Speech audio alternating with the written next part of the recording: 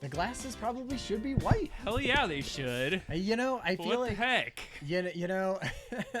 Thank you. Yeah, new logo premiering. Hey, we've been working our asses off. I gotta say, the amount of post and pre-production work that is going into this show right now is like heavy. So welcome to Adam and Ryan, the Hangout with Adam and Ryan. The Hangout with Adam and Ryan. So I botched that. Let's re-cue. No, All right. Fade back up the music.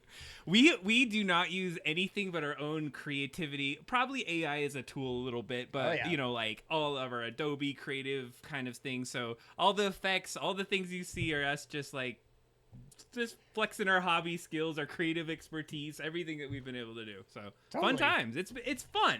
I enjoy it. Heck yeah, it is. And this show, Adam, I feel like I can't hear myself. Maybe.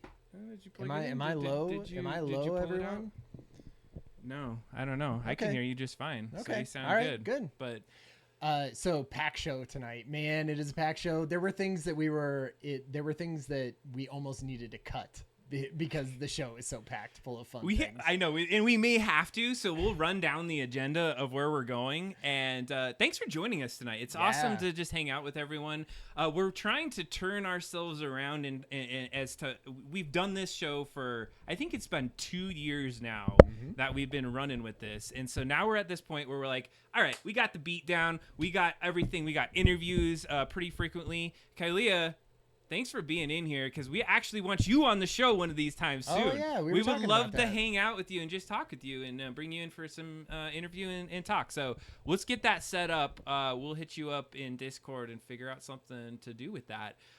Maybe a creative project that we're working on. Maybe we go hang out and do some Sea of Thieves. Maybe you give us a demo of Sea of Thieves. My son today, we were driving around, and he's 13. He's like, dad just goes and talks yappy to yap, and it's not interesting and fun. So I'm like, oh, I hope it is. But he was like, you know what you should do? He's like, you should go and meet with that streamer friend you have, and she should teach you how to play Sea of Thieves. And I was like, that might be actually hella fun. Man. So maybe, good ideas coming in from the chat. I love that. Or so. not from the chat, from your son, from real life chatting with your son.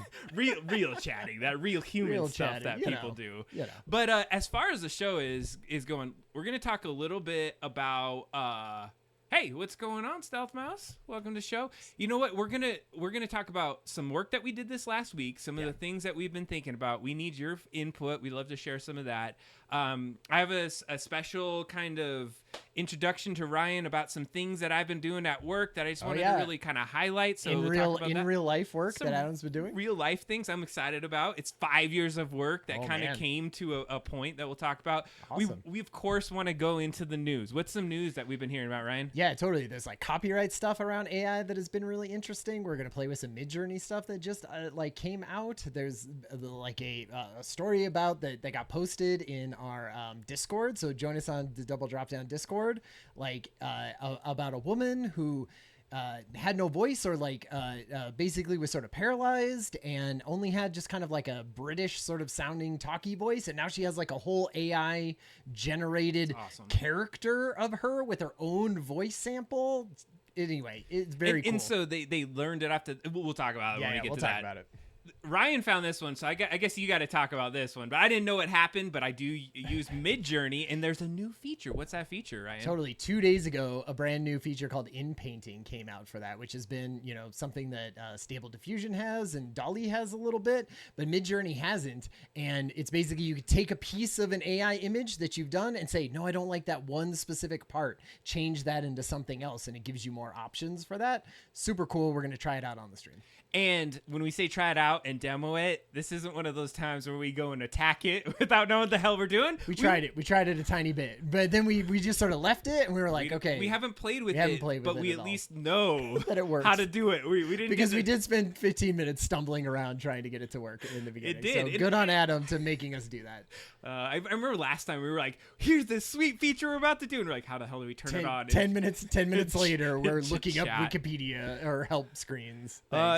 So we're gonna check that out. We also have we're gonna talk about it's not fun to look at Google Docs and instructions. Ryan's been working on the instructions a bit, so for the AI board game. So AI board game, we're gonna get into AI board game, a little bit on instructions, but that's mostly behind the scenes. Yeah, so we're just gonna give a brief show of that, but then we'd like to just continue that conversation on the clock. That has been the bane of our existence this far, is the damn clock. But it's like it came up late in the development. Fair. Basically, we need a clock for the game, and it's 3D printed, and so we need to use 3D software and create that kind of stuff. And that's a little bit where our skills are like the low. So we've kind of been pushing it off, but it's one of the last things that we need for the AI board game to be done. And then, if we have time, we'll continue with just talking about some of the work after the board game. Yeah. We talked about it last time, got some insights, but in the off weeks, Ryan and I have a meeting and we had some ideas we wanted to float by, and it sounds like there's another idea out there that sounds really good. So we're going to talk about it. Yeah. So we'll talk about it at the time, but my family, I shared some of these ideas for our next game with my family over dinner, and they came up with, or they were pretty excited about one of the ideas that I want to talk about. So stay tuned for that. And then finally after that, Adam wants to play a little bit of a game if we have time. If we have time is the takeaway with that. So it's called A Short Hike. If you've never done that, it's not necessarily new, but it's new to Game Pass, and it's been something that's of an indie game that we really like. So hang out with us tonight and check out what we got going. Please let us know in the chat if you have any insights, things that you want to share with us, and totally. Let's get this show rocking and rolling. Well, so speaking of things we've been doing for the show, I don't want to pass up before we talk a little bit about we're putting out YouTube Shorts now, which is sort of a interesting way that we are trying to promote the show, but like Adam and I have full-time jobs, right? We have a ton of family and stuff to do. So like we're trying to condense that down. And so we use like some AI software, which is interesting and fun that I want to like learn about, to create YouTube Shorts out of the show. And then we just do a little bit of editing. So anyway, they're up on our YouTube channel. If you want to follow us on YouTube, they are there. And I feel like they're fun. And it's actually, I liked it. My favorite one, I changed the title of this morning. I don't know if this is weird, but I was like laughing at this one because I didn't even know I said that. There are things I say in this show that I'm like, it's whatever. It's a multiple hour show. But I said it, I was like, oh, that was pretty funny. So nice. All right, so let's jump into it. So those shorts are really fun. Go check that out. Let's just jump into one of the first things that we just wanted to show off, just so if you're not aware of it, is that we do have a website. And check this out. So if I don't know where you guys all watch the show, if you're actually on Twitch or what's up, but right now, if you're at our website, you would be seeing the stream at the top. So I paused it out because you didn't want to hear this like constant cycle of it. But one of the things we started to do on the website is we updated it. We added shots of the board game. So we have some new stuff that you can start to see. We haven't released it for download and print yet, but I wanted you to be able to go to it because we talked about it so much with this, and we'll probably add a couple more like production shots, a little bit more history. But if you like to check that out, go check out doubledropdown.com. You can see some of the things on the stream. Well, and we're still going to definitely play test the game in real life with people from the chat and people who have been there for us the entire time. We want to play it with everyone. And so those pictures and those videos will go up there too, which is awesome. Yeah, so it sounds like the stream is a little choppy, and we are seeing that right now. We're dropping some frames, so I don't know if I have to go kick a kid off of Fortnite. I heard Fortnite just dropped a new really? A thing tonight, so we're gonna see how this all. Fortnite dropped a thing. A new season. I think it's a new season on there. So I'm gonna stop a couple things, but one of the things that we wanted to talk about before we get to this is I got to talk about the thing. Right? Oh yeah. Okay. I want to release the thing. So stop showing this. Then we gotta. All right, because it's a reveal to you. So yeah, oh, maybe we should go right over here. Okay. So bear with us and thanks for hanging out with us with this chop. Usually it kind of like levels out in a little bit. It levels out in a little bit usually. But right now, yeah, we were dropping a few frames. So let me text the kid and tell him to get off of any games that he may be off of up there. But one of the things that I have been working on for 5 years, and so I feel like I need to give a little bit of quick history, Sure. is that 5 years ago, prior pandemic, I had this project that I've been working on of just researching space and how we start to leverage like our Researching library. space? Yeah, like not space, but spaces. I was gonna say, sure. I knew that, but I didn't know if that context made sense. You wanted to clarify Yeah. for that. Clarifying question. So what we did was we were thinking of education. I work in education, and Yep. we were saying like, you know, classrooms, just a bunch of chairs and looking at the front of a classroom is not the coolest thing in the world all the time. Like, it's not the most immersive experience. It's not, you're not going to get like what you want to get in the modern kind of No, I feel like it hasn't changed for a long time, right? And it hasn't. And so what we've been talking about is like, how can we change space? So I partnered up with someone in the library that has a lot of space that we might be able to work on. And we came up with some concepts. We came up with some plans. We wrote a white paper. It was like 48 pages white paper. We called it flexible. I feel like that's not a white paper. A white paper is like 10 pages. Is it? Yeah. All right. Well, it was like that's a research paper. It was, and it had a lot of research, but it was called Flexible Learning Spaces of the Future. And anyways, then the pandemic hit, and we had to do all this other work. Right. But we focused, and we took our research, and we were able to get a $3 million grant. Dang. And so for the last 3 That's years, legit. we have been implementing on this grant. And as of this Tuesday, I gave the speech to say, hey, we did the thing. This is done. And I worked with someone and we talked about it. But what's cool about this and how it kind of links into the show is the thing that we launched, and Talon knows about this. It's called The Link, LINC, which means learn, innovate, network, and collaborate. And so with those kind of themes, I think this is the place where we're gonna play our play testing for the board cool. game. All right, and nice. so Oh, it's coming around. It's coming around. Hell yeah! So what All I wanted right. to show off a little bit was what the heck this now looks I'm like. Now I'm double excited. Before I was excited, but I was like, I'm excited because Adam's excited to show off his work thing. But now I'm double excited. Okay, here we go. So what you're checking out right here is the start of Link. So this is what is a Link lounge. That glass did not exist there before. This used to be a bunch of books, and we took the books away. Bunch of stupid fucking books. No. Lame. Out of here. But then throw them in the dumpster and start it on fire. We actually did put them in a dumpster and recycled them. But the thing is, they were all digitized. They were available in other locations. It's something that we were able to look at. So that's one piece. This is what you see when you walk into got the good Link. branding. I like the branding. And we'll keep going. Put it on the elevator in there. It looks pretty sweet. Nice. That looks good. So another one of that thing. So this is like another big space of it. It says learn, teach, lead on there. There's a big, like all those televisions and stuff were part of the strategy, part of this. There's 3 floors of this. I'm only showing you 1 floor of it just as for the demo. This is the 3rd floor. So kind of the collaboration and connection lounge and things like that. Wait, go back. You spelled collaborate wrong. I'm just kidding. Yeah. Hilariously. That's like an old sign joke. It 100% was spelled wrong on a video that was during the event. Yeah, collaborate's a hard word. That's a hard word. It's got double L's. We put in little collaboration learning pods. That's cool. All of this used to have books in it, and now we changed it to over this thing. I don't know if throwing books under the bus like you're doing. No, with this, I'm not throwing in the books. I'm thinking, what are libraries about? They're about getting access to information and also books. Yeah, but what's inside of books is I'm mostly giving you shit. I'm mostly giving you So, shit. anyways, like in one of these spaces, we're gonna do this. There's the TV moved away from the learn teach thing. Yeah.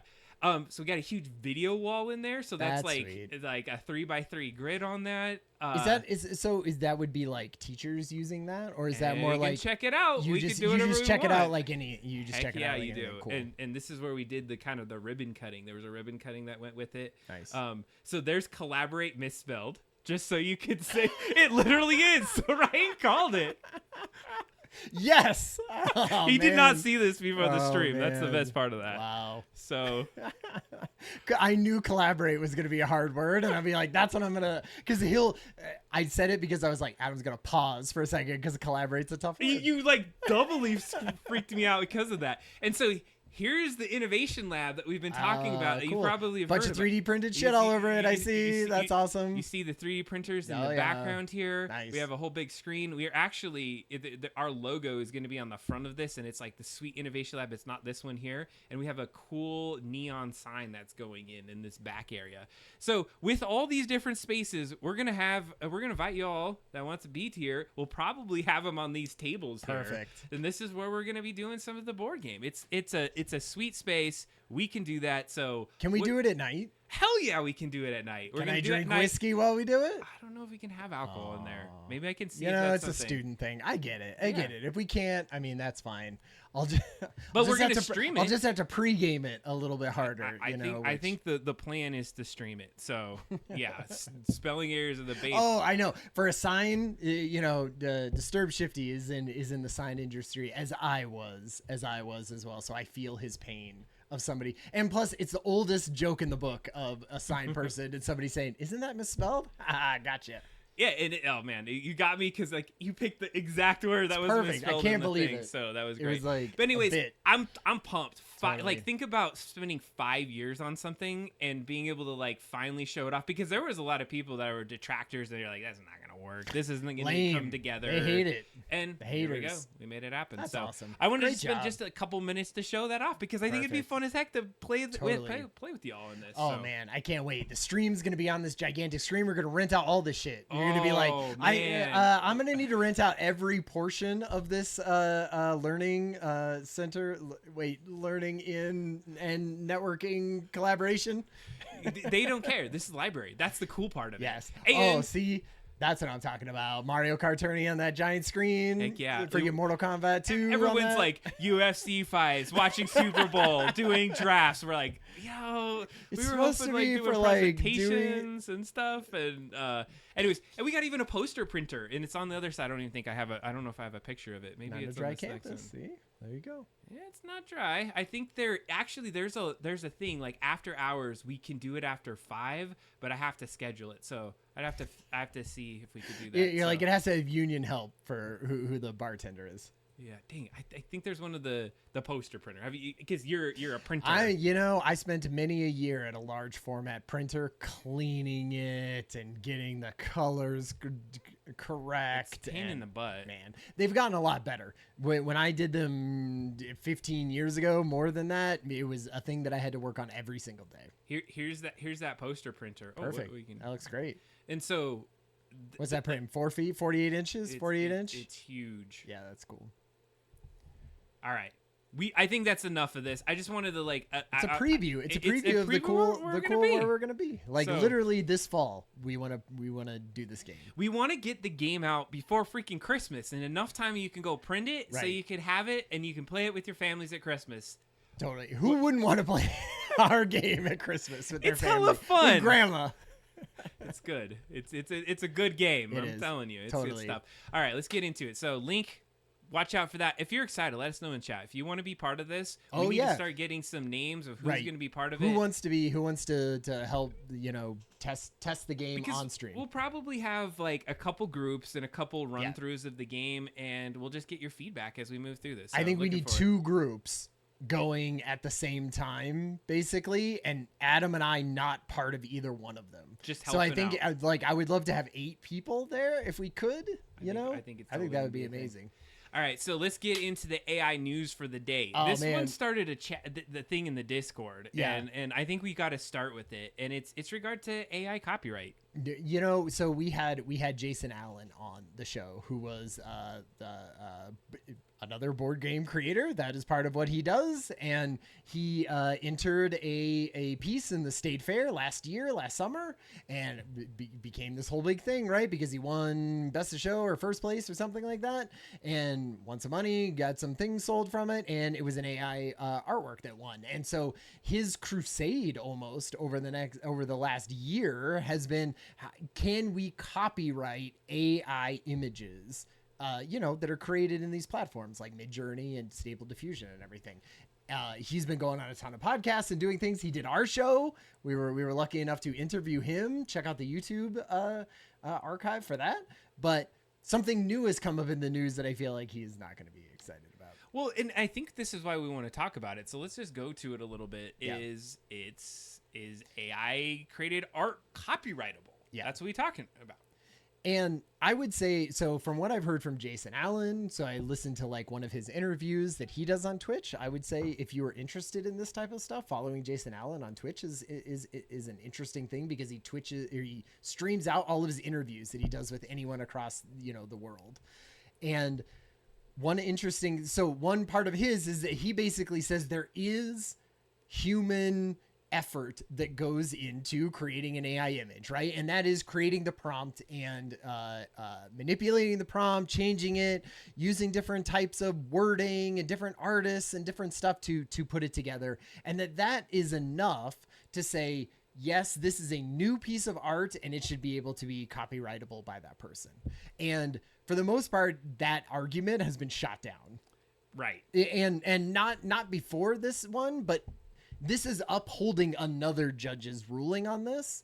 And, I imagine something like this going to the Supreme Court at some point, if I had to guess, but we'll see. Well, and if you read the article, and this is what's kind of interesting to me. So I think it's dependent on how we interpret how it's saying it. So it's like, can an AI copyright a piece of art? Because I was taking it as that he created this AI, and the AI itself was trying to have it as the copyright. It owns the copyright.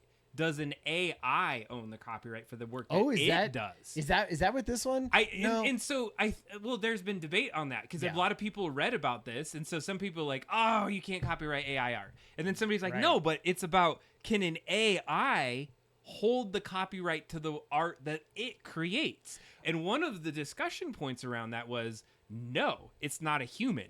And so that's where we get into this whole other philosophical debate at this point. Because the AI is not an entity, right? It is a Photoshop doesn't own the Photoshop, things that I am creating. Like, that makes sense, right? Because so much of my effort goes into creating a Photoshop document, right? Sure. Image. But they're saying because of that, because it doesn't take as very much like human intervention, that it's not allowed to be copyrightable. And I think that's what they were proposing. And so this could be considered somewhat of a good thing and maybe a bad thing in a couple areas, because it's saying that if you take AI art and you tweak it a little bit, it could fall under copyright if you do it within a certain realm of editing and adjustment to it. So you're saying like you could create some kind of AI art, right? Yes. And then take that image and adjust it so much that it would be your own thing. And it would still be copyrightable. So and then that image would be copyrightable, but not the original. Like, you can't prompt something and the spit out of that prompt, like, those people, be the thing. Not our thing. Right. They're basically, I'm going to call them the prompt crafters, the ones that can do some amazing prompts, spit that out, but that is not copyrightable. But this feels like the exact same thing that is like, what is YouTube copyright for people that take other people's videos and do a talk track over it, right? Or whatever. It's like, is it a percentage enough new that you're allowed then to be like, hey, it is not copywriting this. I'm adding new areas to it. I totally think that's the conversation here. Yeah. And so what they at least at this point, they're saying, number one, AI can't copyright it. Yeah. Number two, if there's human intervention enough, which aligns with kind of prior rules and rulings, is that it can be copyrighted. So I think it's interesting to think about it. The other thing, though, that starts to get interesting, and we start to think about the Hollywood studios,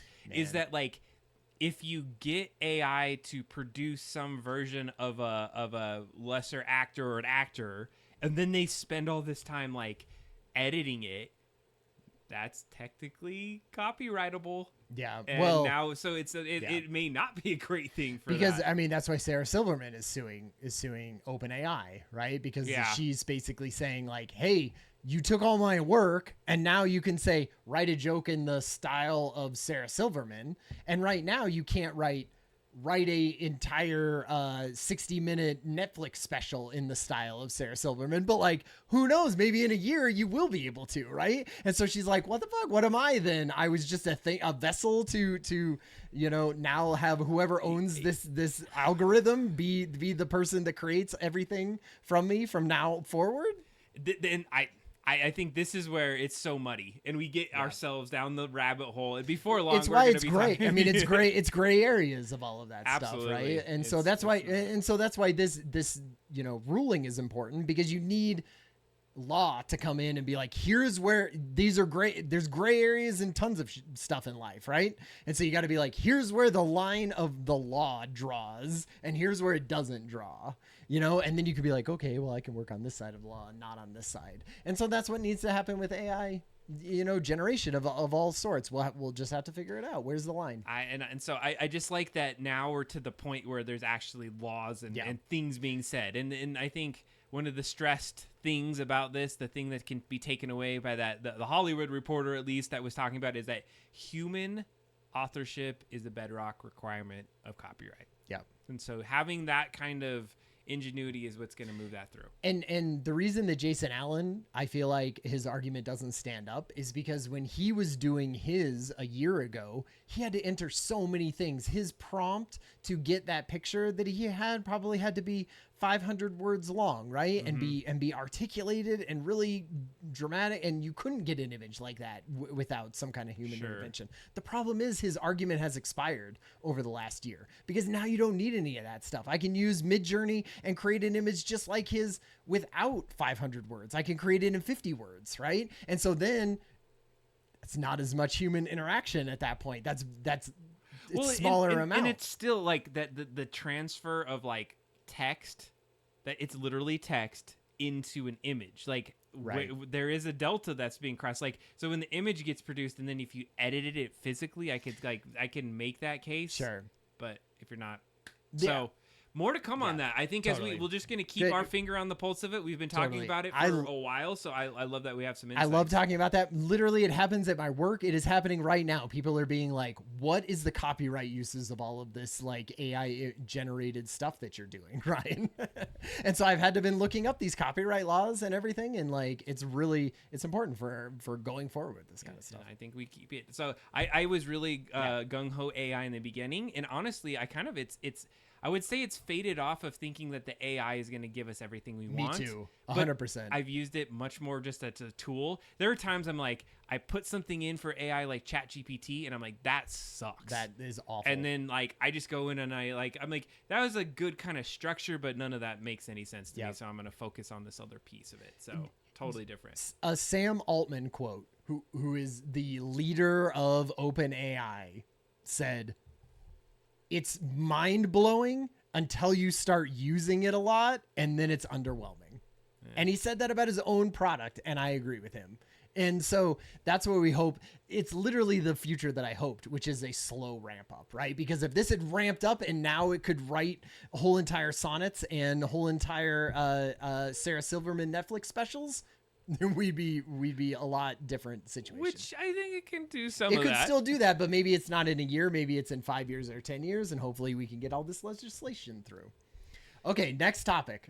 Which is this one I think is cool because there's a couple implications with this, because we talk about the philosophical and where things are going, but here's an amazing way that artificial intelligence is starting to help people. Yeah. And actually, this is what's cool about when we talked with Sam last week, or 2 weeks ago, is that we've been in the creative domain. We've been in this sphere of thinking like, how the hell are we going to use AI from the perspective of like creative design, and maybe our scope was a little narrow, and he opened it up and he blew it up in a bigger way to start thinking about it from healthcare, to banking, to other kind of bigger military implications, like how it would have changed the world in bigger ways. And so this is just a great example of where it is kind of flexing into other things. So this came out just yesterday, but how artificial intelligence gave paralyzed women her voice back.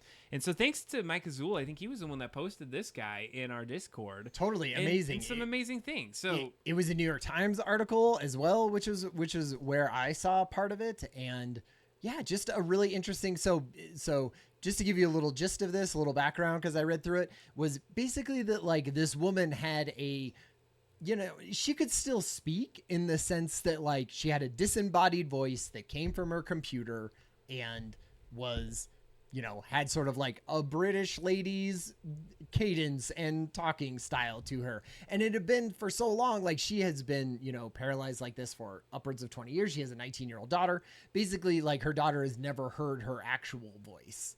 And so what was interesting about this is like, yes, they could hear her and understand her, but now they could build this character and make it so that it mimics and sees all of her different facial expressions and everything. And right now, I mean, to be honest, if watching that, it sort of looks like a video game character, but like you can see how we're going in that direction of like a very customized thing that has her voice. They took her voice from a recording of a wedding, like maybe, 30 years ago before any of this happened. And so they know like the pitch of her voice and the cadence of her language and everything, and they fed that into there. So now it sounds like her, it sort of looks like her, it has sort of the facial movements. It's early days, but I feel like it's such a cool use. It's building that digital avatar, and watching this little this video as we kind of peek it. There's a lot of like equipment around to make this happen. It's like the Matrix, though. It's like we're getting plugged in to see where we're headed. But I think this is the kind of research. This is the kind of thing that really starts to make me think outside of just like where AI is going. I would even make the claim, and as I was thinking about how do we make things better beyond that. Just even at work the other day, I was looking at something that that was like a customer service relationship management system where typically you just have a chat and you go back and forth between some customer that's there. And then the problem is that usually you have somebody that doesn't necessarily have good customer service skills, and so they don't respond really well. And so they would write something and you click a button and the AI goes and it fixes it. It shoots out a really nice way to respond to that. So it's like really eking our ways into our lives in so many different ways that, it's allowing people to speak with original voices that they had. It's allowing us to be a little bit more fluent. But I'm also nervous, and this is our philosophical rabbit hole, is that is it going to be just like AIs talking to AIs and I'm like, oh, I need to text Ryan. Let me have the AI write that text. Yeah, but the problem is the AI isn't going to know what you want to write to me. Right. And so what I think you will do is in more natural language, you will grunt your way towards what you want to tell, right? No? But I don't know if me being able to type out an articulate text that that is fully, understands and plays into how you understand how sentence structures should work is the biggest thing in the entire world in terms of critical thinking. If I say, oh my God, hey, Google, can you write Adam? We need to talk about this board game tonight. I don't think I'm going to be able to make it until 9. No, wait, let me check my phone. No, it's 8:30 maybe or something. And I just sort of say it like that. And then it writes Adam and goes, hello, Adam. Tonight's meeting, I will not be able to make it until between 8:45 and 9:15. Apologize for my tardiness. Can we please discuss this agenda items? And it lays it all out for you. It's that's how I wanted it to be, but I just didn't have the time to do all of that crap. You better put your sweet you got to put a better tone. If you send me a text like that, I'm gonna be like, hell no, Ryan. You're gonna know it's ChatGPT, but in the future you're just gonna know that's Ryan's AI. What's up, bro? We got that show totally. I got my LaCroix all up in this. Totally. And that's what it'll be in the future when they're very customized to us and everything. It'll just sound exactly like how I would write to Adam and how Adam wants to receive that, because it'll know, right? That I'll send a text to my mom differently than I send it to Adam. So talking about this, and before we've already gone down this we're good. rabbit hole. This is good. But I want to bring us back, because guess what happened with ChatGPT, which I won't even bring up, but I'll just let you know what happened with it.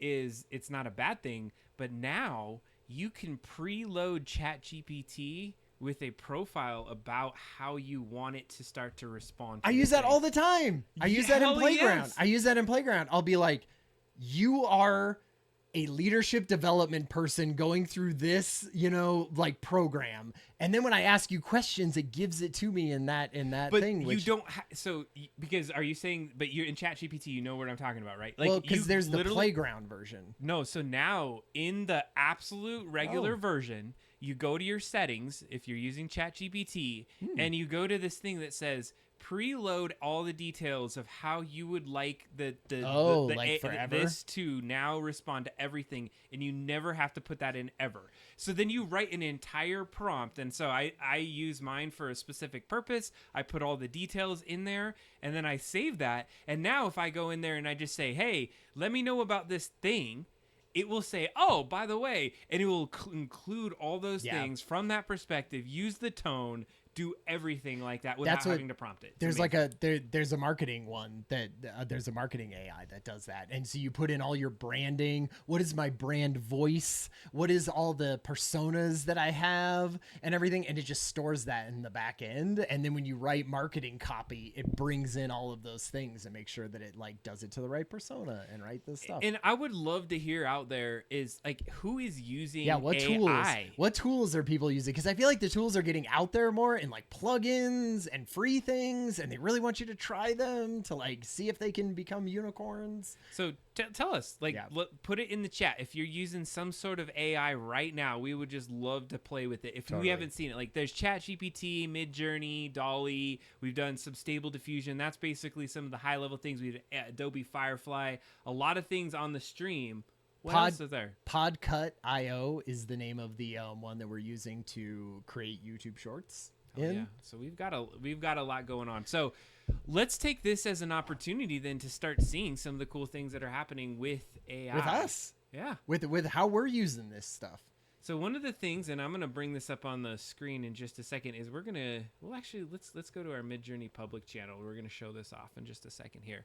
So if you're out there, you're able to let us know what you're using for AI. That would help us to know what we might want to play with. But as we start to get into it, we've been playing with Midjourney. We talked about this earlier, is that they've just enabled an amazing tool within it. And so we played with it a little bit before the show just to make sure that we'll be able to deliver on our demo here. But what Midjourney did is, Ryan, talk a little bit about this because we've used it a couple times up to this point. Yeah, so we've used this on the show, but we just use it through Dolly, which has had this feature for a while now. The problem is with Dolly, it like wasn't very good. And so I'm hoping that this Midjourney version, because Midjourney I feel like is the best version of any of these sort of, at least that I've seen, probably close to maybe Adobe Firefly, but this text to image, AI generation. And what this is doing is we can now do in painting. And so what in painting is you select so you create something in AI, right? And then maybe you don't like how the hands look, or you don't like how the background looks, or any sort of part of the image. You could select that and then say, now change that just part of it that I selected to this prompt that I'm doing, and take into account all that's around it so that it makes sense what's going in there, right? It's not just filling it with like a bowling ball, if I ask that. It's like crafting it to the scene that's around it. And so they just released this literally 2 days ago, and I haven't messed with it too much. I've sort of been like researching a little bit and seeing people work with it. And this is all built in Discord, so you pay $10 a month, you get 200 prompts out of it.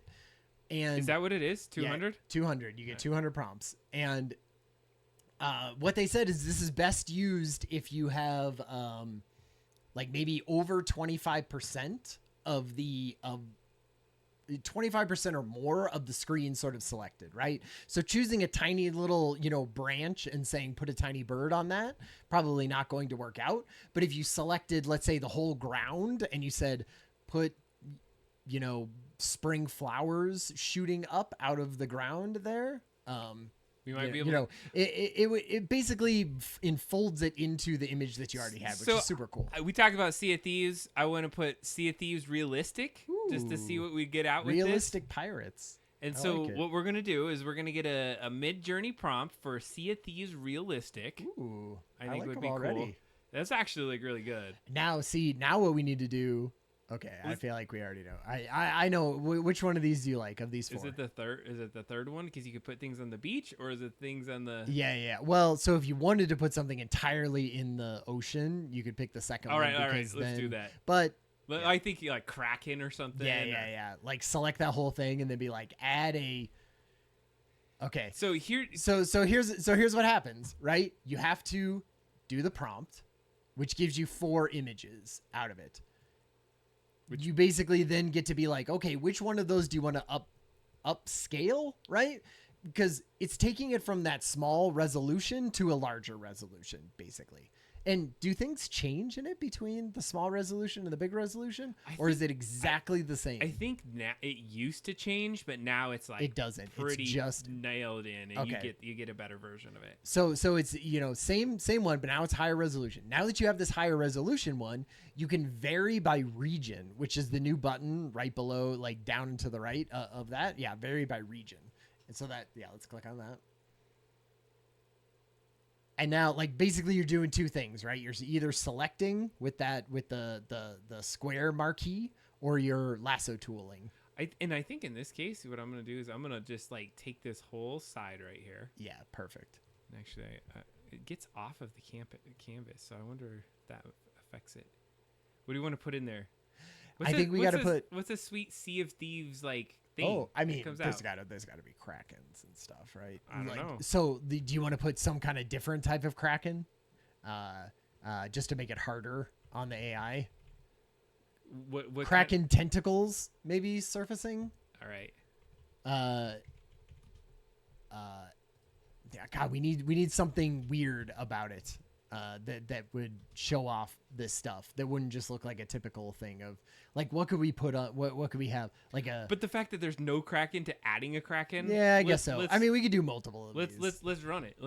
Let's see how it does with this sort of. So I love the fact that you could go and select a piece of it, because I think this is what we've been waiting for. Like, you're like, oh, like you were just doing it last time with the box cover. Exactly. Like, I want to pick one little spot and redo that.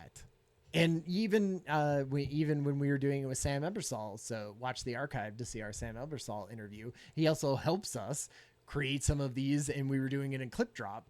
And that's where you draw out the piece. And he was like, oh, man, it'd be great if you could take that one picture and just change this one little part of it.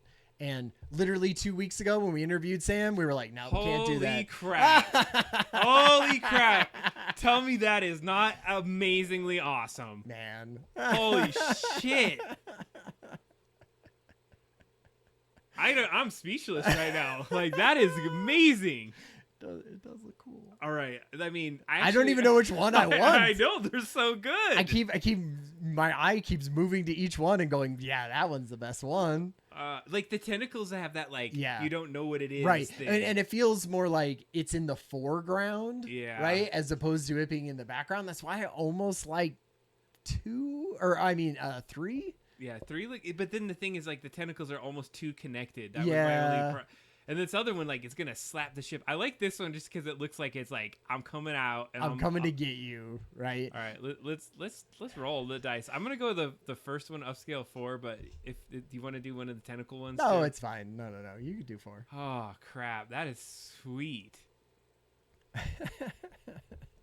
And it fits so perfect into that thing. So I think this is what's more like a Cthulhu than it is a Kraken. Fair enough. It's a Cthulhu Kraken. Yeah. So here's the thing. Let's do this again. Okay.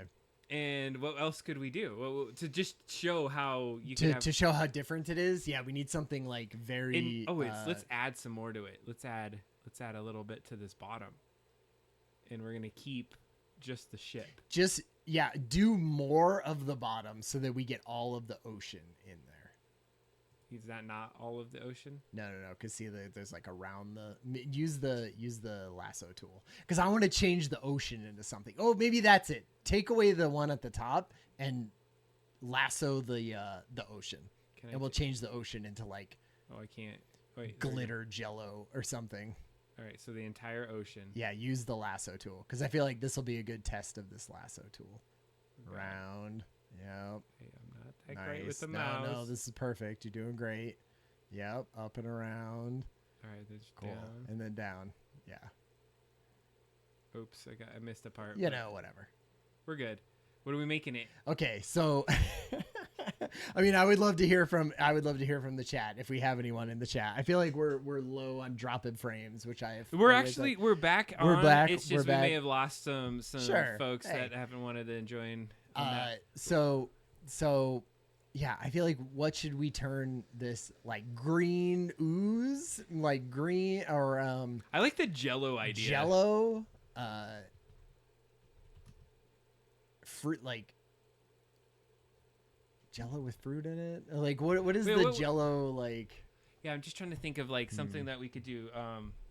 I mean, would Jello look like anything? What about different? like a sea of worms? All right, let's try that. Sea of worms and anything else? Okay, cool. Good.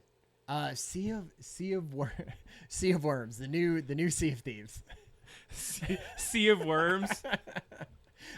Se- What else would be with worms and maggots?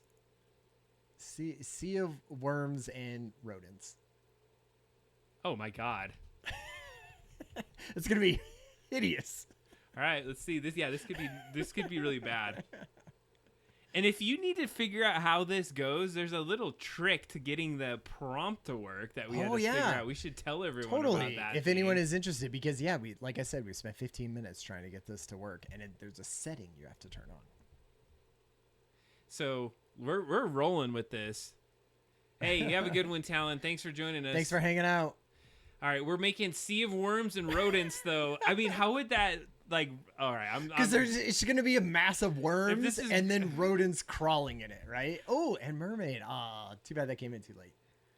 Yeah, we're just a few. Oh, nice. You know, that's gross. It has the vibe of what I wanted. I don't know if it necessarily has the exact, like, it feels like a combined rodents and worms in some of them. These ones look like almost like birds and things. Yeah. But when you start to look over here, these do definitely look like worms. And it looks like that could be the shore, right? Because it kept some of the water. In fact, it did that to almost all of them. It kept water around the boat. Because it's Sea of Thieves. Yeah. Hey, these are way better than any of the other in painting that I have. Hell yeah. Done. Like, this just goes to show you that you got something and you can start to like tweak it a little bit, because once you nail something and you try to retake it and throw it back in there, it's not been the best. Can you do one more? Yeah, sure. Okay. We're gonna take the boat, vary by region, select the boat, and change out the boat. Okay, that's a good one. All right. And what do we want to put? Like, sort of make it like a slightly bigger than that so that we can. Like this? Yeah. Okay, what do we want to put there instead of the boat? I mean, you're in the sea right now. Yeah. Like some kind of something coming out of the sea. Submarine? Right? Submarine surfacing? But I want it like more ridiculous than that. Well, I mean, like a space, like Godzilla coming out of the sea or something like that, like a giant transformer, or like a giant teddy bear coming out of the ocean. Surfing on worms. Oh God. Okay, giant teddy bear out of the ocean. You think so? Sure. Let's see what. Yeah, we'll roll with it. We'll see where it's at. This is a really good test of it, and I'd say every one of these things has impressed me. Yeah, and because I feel like when we were doing them before, because if you remember from previous streams, what we had done is we were taking like corner pieces that we had created, and we were trying to change out what was inside the middle of that corner piece, and so, and it would give us 4, right? Same as this, and I feel like half the time it was. Like 3 out of the 4 of them would be dumb and just blurred stuff happening. And then one of them would be like kind of what you wanted, And that was how long ago? 3 months? Oh yeah, it was a while back. I'm like, how soon ago was that? 3 months? And Adam's like, yeah, remember that 3 months ago? But Christ. 3 months in AI time. No, we're talking about AI time. You're absolutely right. That's why it shocked me, right? Oh my Lord. That one doesn't even look like a teddy bear. This is like a real bear. This is the teddy bearest of them all. Yeah, and he's like sitting on top of the ocean. He's coming out. He's just surfacing. No, because he's like sitting. Aren't those both of his feet sort of out like that? Hard to tell. He's stepping out. Hard to tell.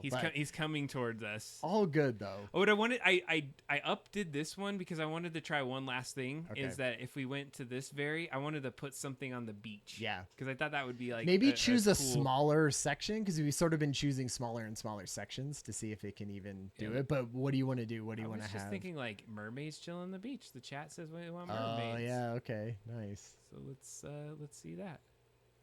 I like that. Just get it. General, whatever. Get it close. So. And then what? Mermaids on the beach. Mermaids on the beach. Let's see what we roll with. It's good. We're considering different options for including for our entire team. Like, what AI generated platforms do we want to use and buy licenses for and things like that, and who are we going to train on them and stuff like that. Like, that's how mainstream, I guess, like some of this has come, that the business that I'm working for is like, all right, what is Ryan? We know you care about this. What is the copyright implications? And what is it only did like one. I need multiple mermaids and hot ones. You forgot to add hot to it. This one's naked, which is not good. Right, sure. We put mermaids though. Mermaids. This one doesn't even look like a mermaid. That's a Disney princess. Disney princess. This one, a dead mermaid on the ground. I think that literally is a dead mermaid. And this one, yeah. So I don't think any of these are mermaids. Actually, now that I look at it. Well, they can't all be winners. Yeah, maybe like mermaids. Yeah, like maybe it needs a verb in there somewhere. Like mermaids flapping out of the ocean. No, or like playing on the beach or something. Do you know what I just noticed? Frolicking. We cut just on this beach. Oh yeah. So it shoved it back. So right. I would have had to like take some of the water. Try it again. All right, fair enough. I mean, hey, we're using up Adam's Midjourney credits here on live. How many Midjourney credits are you using per week? I use it quite a bit. I do use it a lot. Do you use 200? I probably do. Because I looked at mine. Because I was like, how many did I use when I was coming up with all of this stuff that we were doing? And I used like 68. Oh, really? So I was like, all right. So what do you want to say? Mermaids playing a board game on the beach? Nah, like mermaids, playing. Mermaids throwing arrows at a boat. Mermaids eating. Lounging? Or is that too just hanging out? Mermaids. Fighting. On the beach. Naked. Like, it's not going to let you. It's not going to let you do that. This is a family stream. I know, exactly. I literally don't think if you put naked in there, Midjourney would even. Yeah, we can. We're not going to get kicked off Twitch for this. But. Mermaids fighting UFC style on the beach. No, because it's going to try to put a ring in there and everything. Fair enough. Like, we're gonna roll with this one before we go to our next things. I think this is a good one to. That's a good one to end on. Yeah. Mermaids fighting on the beach. They're gonna have like swords and stuff. Well, don't you think? I don't know. We'll see how it comes out. I bet. I'm excited to see what it comes up with, though. It feels like because the only show that I know with mermaids, I mean, obviously The Little Mermaid, but Peter Pan, right? There are mermaids in Peter Pan. It sort of feels very Peter Pan-ish. This whole, there's Captain Hook's boat. What is it when it's like a fish up top and legs at the bottom? Oh, sweet! This is good. Got some goodness here. All right. You got that is pretty cool. They're like. They have legs is the problem. This one has like 3 legs. It's just women fighting on the beach, or it's just, Amazons. This one looks sweet. Yeah, that one looks cool. That one looks like some, like maybe more like Avatar underwater people, mermaid style, right? Because they have 2 legs. I don't know how mermaidy that looks. They look sort of like crazy monsters. They're like crab people. Yeah. With sweet hair. Because they got all the crustaceans and such on them. Yeah. Oh, I mean, but still. Pretty cool. Okay, look where we started to where we're at now. You got some badass fighting that's going down on a beach. And it like figured out all of the terrain to go around it. That's all brand new. Kind of adjusted a little but bit. It like added it to it. I mean, the possibilities for this type of stuff when you can do that. Then think how this is gonna change our ability to do like monster cards and all of the things that we could do. That almost Oh I my thought God. about this. I thought about all of this. Ooh, mermaid things. Tell us about other mermaid things. I had one other mermaid thing in my head and now I forgot it. Dang it. I was going to say it. But you're right, because when we get too far down the line, it's going to be that scope creep, right? Where you go, the technology has changed. Should we ask ChatGPT what the instructions or theme of our game is now, because we're at ChatGPT 4 as opposed to 3.5? You're totally Can right. we do this now that we have this in painting? I feel like we almost just have to cut it off at some point. 100%. I think but this just opens our toolkit in a major way, which I'm totally for it. I think this is going to be amazing. Me too. All A right. Fish Called Wanda is a mermaid movie, right? There is, yeah. Fish Called There Wanda? is just a movie with like it's literally a mermaid lady in it. Then I don't think it's called A Fish Called Wanda, but I mean, With Tom it's Hanks? literally called The Mermaid or something. Splash. Yes, there you go. There we go. Splash. Love that movie. All right, Maybe that's what I was thinking. time to Right. discuss like Yeah. where we're headed with things, because I think we got to get a little bit more of our hands dirty tonight. This is DIY style as well a little bit, but we've been talking about the board game so much. AI that, board game. Gosh, like I'm actually so stoked. I showed it off to some folks at work. I've been able to take it out. Let's touch it and play with it. We played it a little bit this last time. Yep. I mean, we know we have played this out. We have stretched it out a little Hey, bit. well, But every time is iterative, right? Every time is iterative, and we don't work on this that much in between, right? We've had to in the last couple of weeks, but like for the most part, all the episodes of this is us on stream designing this board game. So of course it's going to take a little while. Well, and that's what I was going to say is like the cool part of what we've done up to this point is that you could basically trace this board game from a conception of us saying, hey, we're going to build a board game, to us literally having it in play. And so at this point, what we're looking to do is get it to the point where we don't have to explain it, don't have to go through it, don't have to do any of those parts, and be able to just lay it out in front of you and say, we can give you a couple insights on the instructions, but if you use the instruction to play through the game and do that. So I felt like I had the first little experience of what it was like to do this on a board game when I play tested with Mike Zool. Right. And it felt awkward the first time I did it, because I was like, holy crap, I don't want to waste this guy's time on this board game. With your lame, you're like... Yeah, like I was surrounded in these amazing board games and on a board game table all laid out, and he showed me these amazing games, and I'm like, all right, here's my cheeky board game.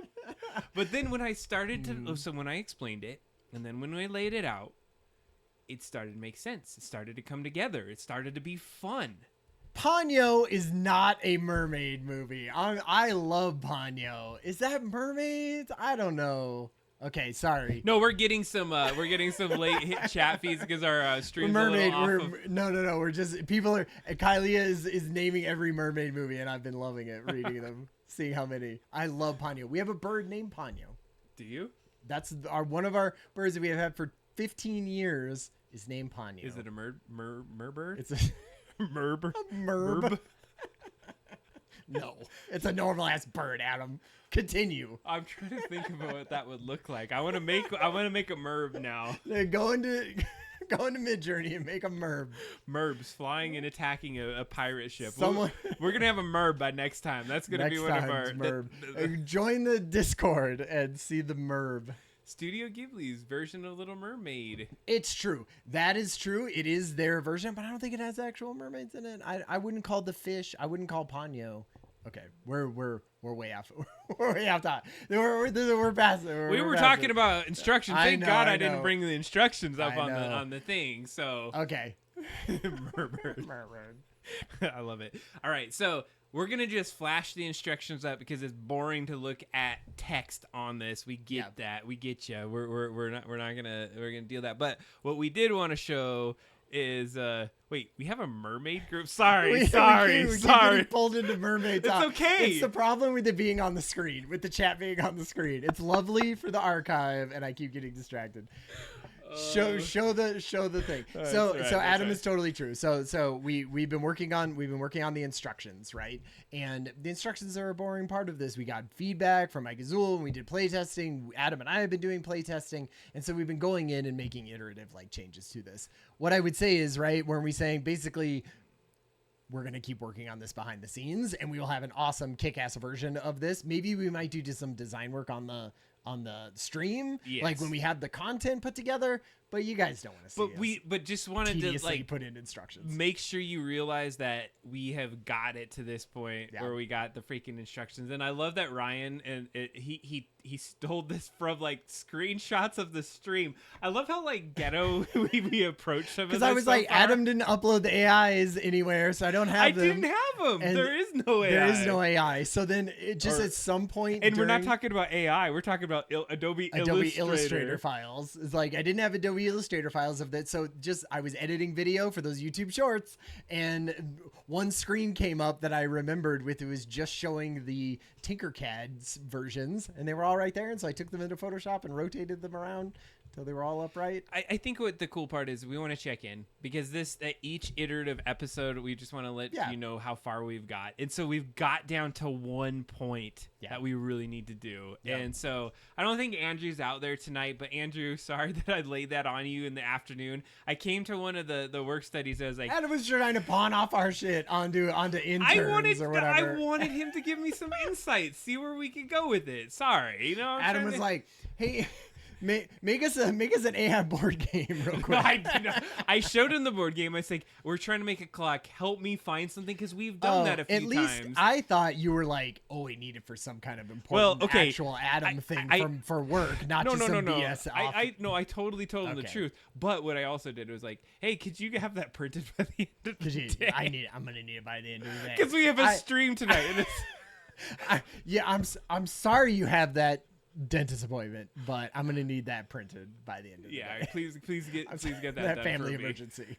But then the hilarious part of it is that then I came out after a meeting and he was gone. He was like, screw Adam. Like what? He's like, whatever. I'm doing a stupid show. I'm doing some things. So what we would love to do right now is get some sort of like agreement where the damn clock is gonna look like, right? So should we explain did we explain the clock a little bit at the beginning? Maybe we need to give it like a second little part of it, but like, well, wait, hold on a second.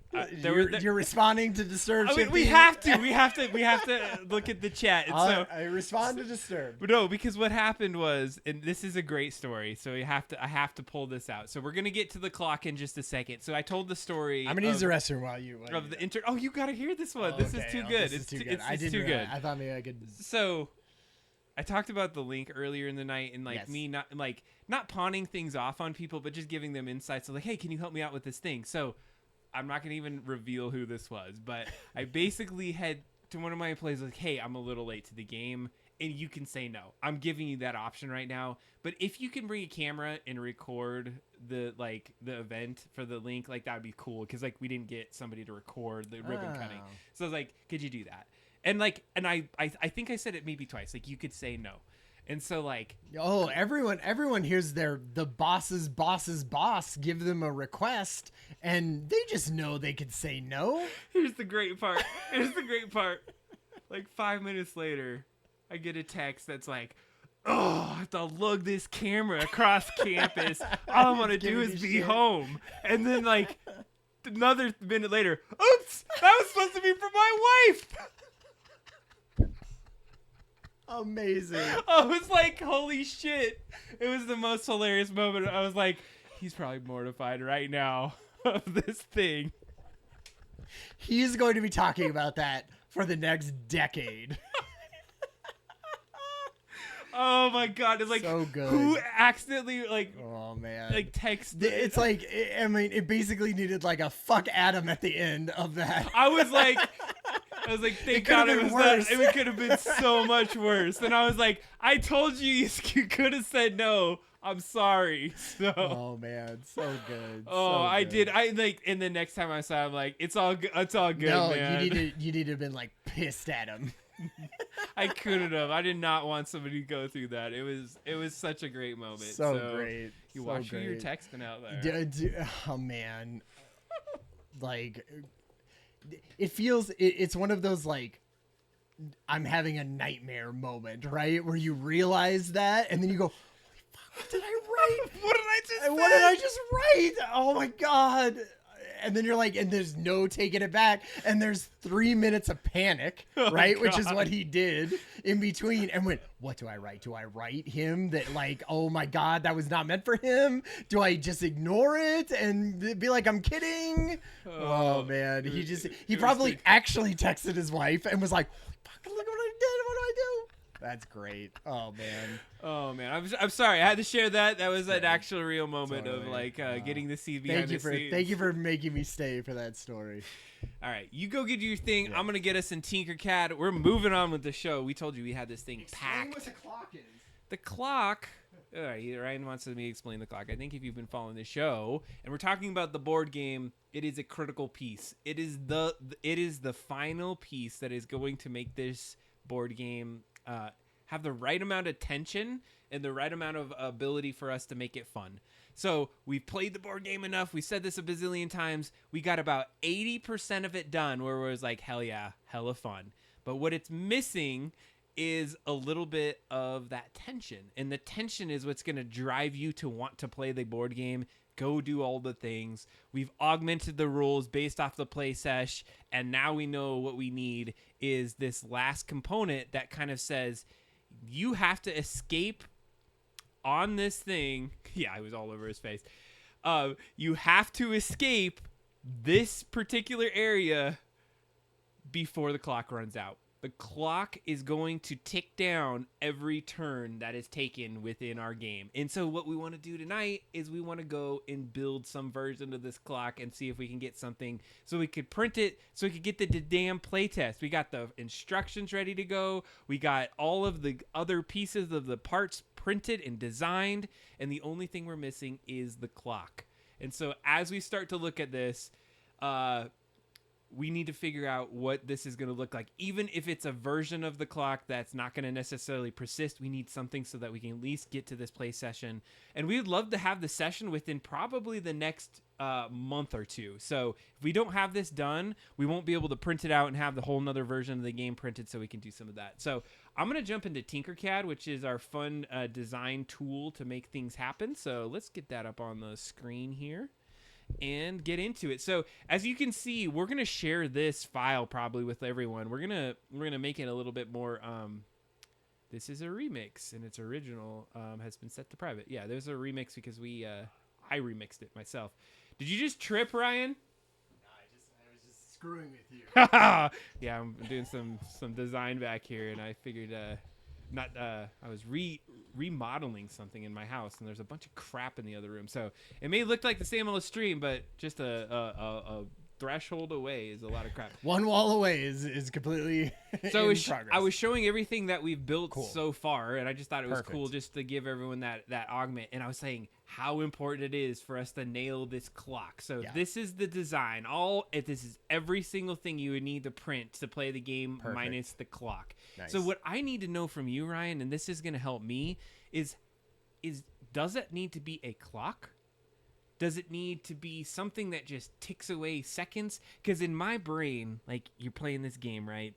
And it's quote close to Christmas, and you have this, like, I'm imagining like a big grandfather clock that's like ticking down, and when Christmas Day right hits, then that was your everything's your original like that's my pitch. that was your like brilliant way of adding stakes to the time limit of the game, right? Right, correct. So I mean, I like that idea. I feel like, I don't know, I don't want to make this so complicated that it's hard to print and set up.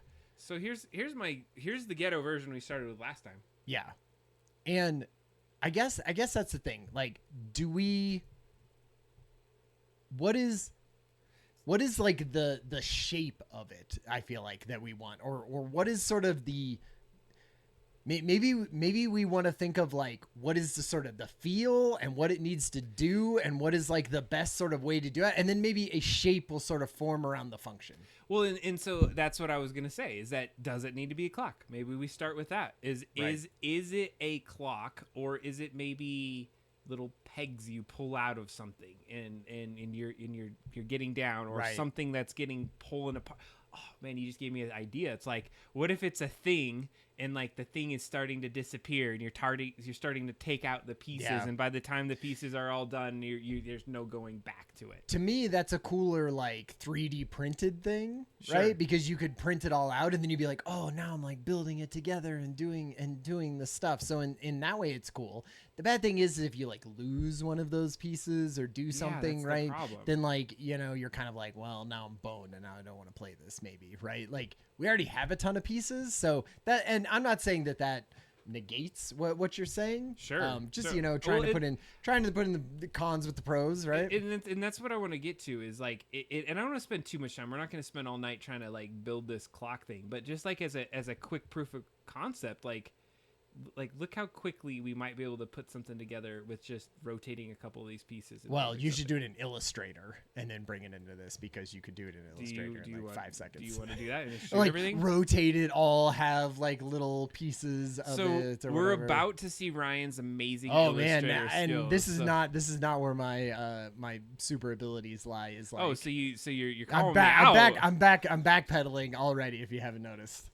Yeah, I have. So here's what let me do this. Can I talk you through what I think a clock might look like? Yeah, because how are you thinking that little tip would like even move across the thing? Wouldn't it just hit into it? So you could have a peg on it and you just like lift it, put it back in, put it back in. It could be just as easy as that. Sure. And it's literally looks like a clock. Because it could be simple. It would just be like a circle with some extruded little pieces on it, and then that little thing that sits in there, and we call it good. Right.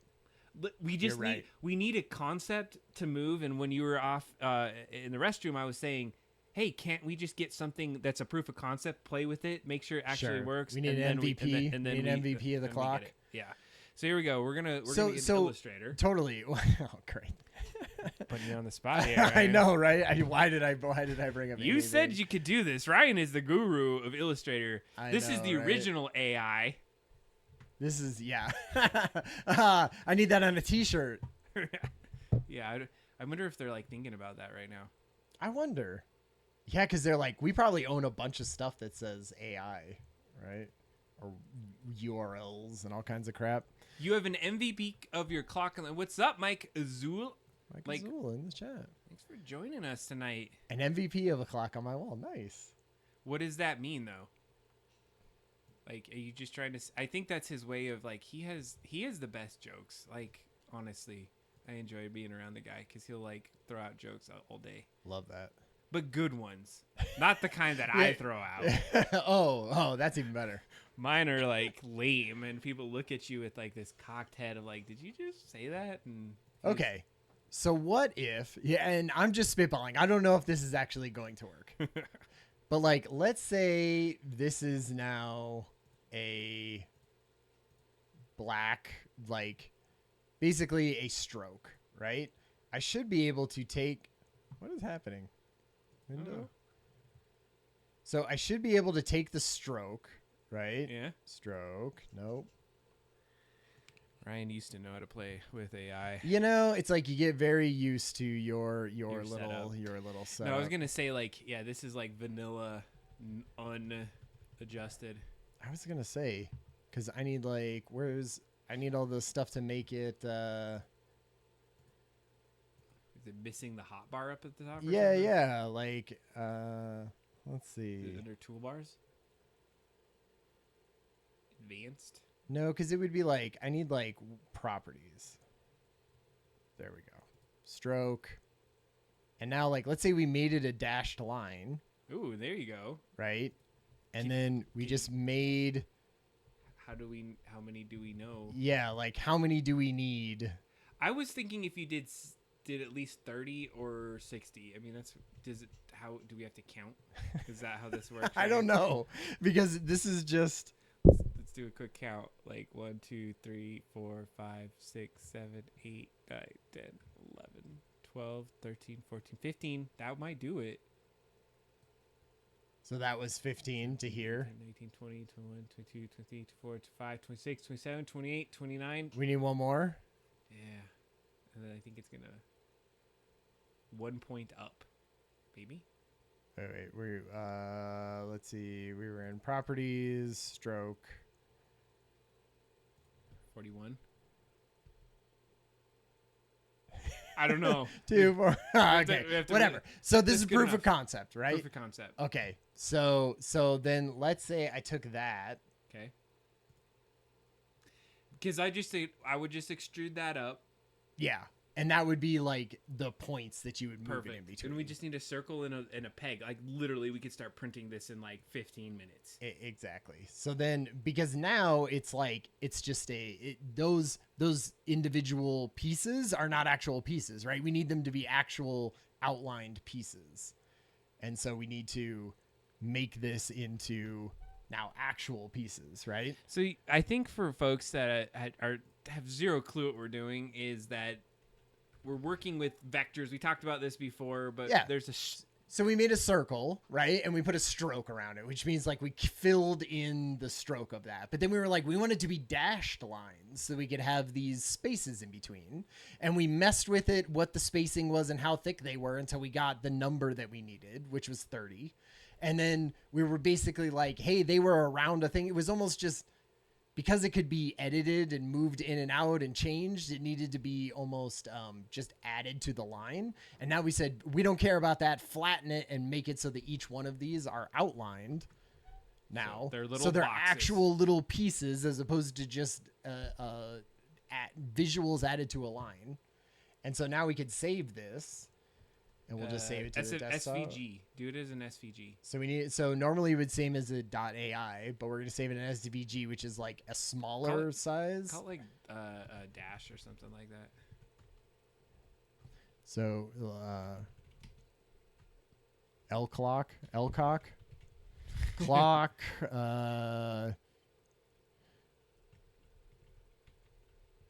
This is looking good. I think, like, honestly, I just want to like nail this down, and then you know what? That's actually all we probably need. Yeah, that's literally it. Well, because we need your little thing, and then we need like a pin to put in between it, right? So that the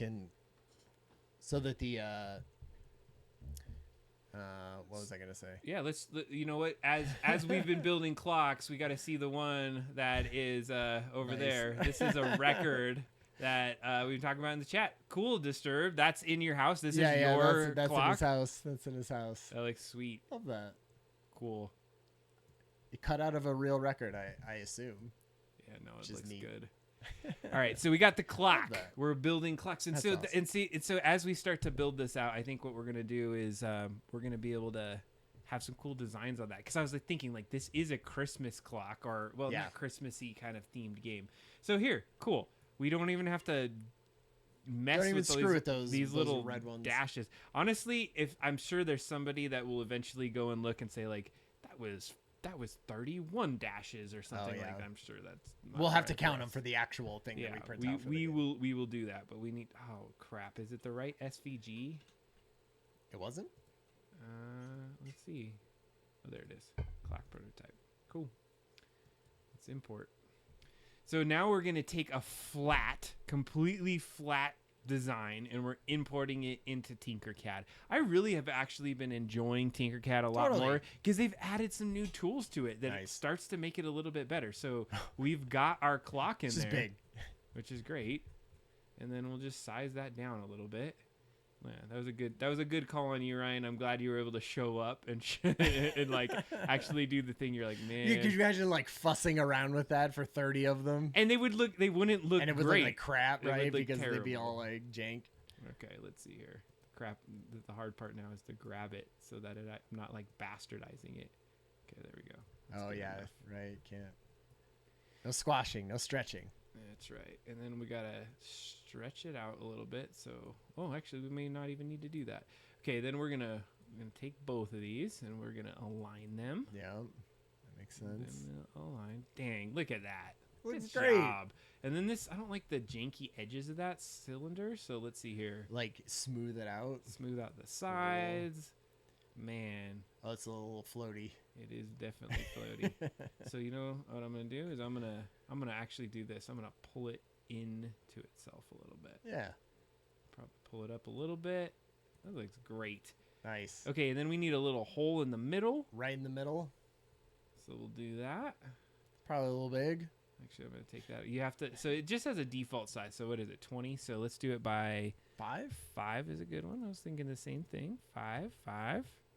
Man, for all this time of us like fussing with this clock and talking about it, here us Seriously. just making like the most generic clock Well, that you you ever know. could do. I love it. Can Not a lot of you- AI. This is the human side. Okay. What would you want to put like a lip on one side so it'll sit in the clock so it doesn't just slide all the way through? You know, like that. Like if because you're gonna take this out and print that separately, obviously. I'm printing this whole thing. Oh and no, then- that's right. You're gonna make a hole in it, right? But then you're also going to make a stick that goes down into Yeah, that to yeah, have yeah. the thing, right? precisely. Do you think that should have some kind of?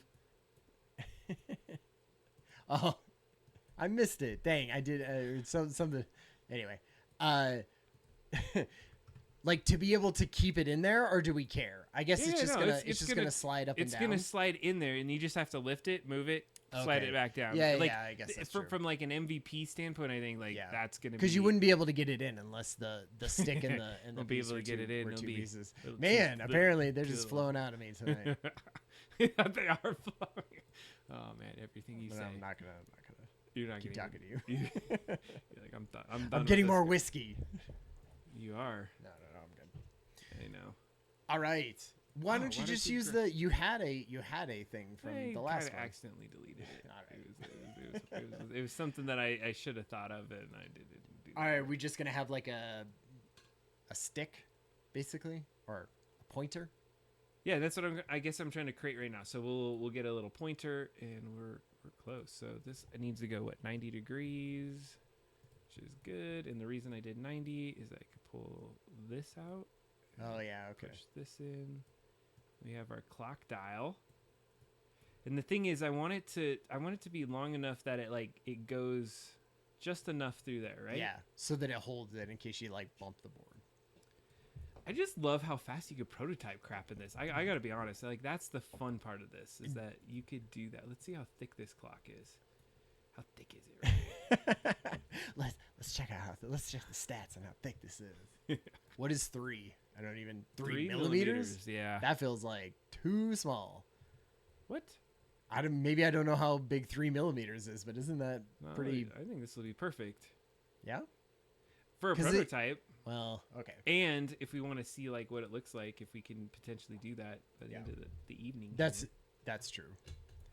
We don't even know if there's 30 spaces in between. Does to go. this look good? I mean, it's like how hard is it to count? How hard is this take? we need to do something that shows where the top is, where you start. I feel like it needs a tiny arrow or something. Good call. Hold on, let me just get this set up. What you could probably do is just get another like shape out. You know what? I'm gonna take Here, this one. bring me back into Illustrator. I'll make us a 1 through 30 on a road on a circle.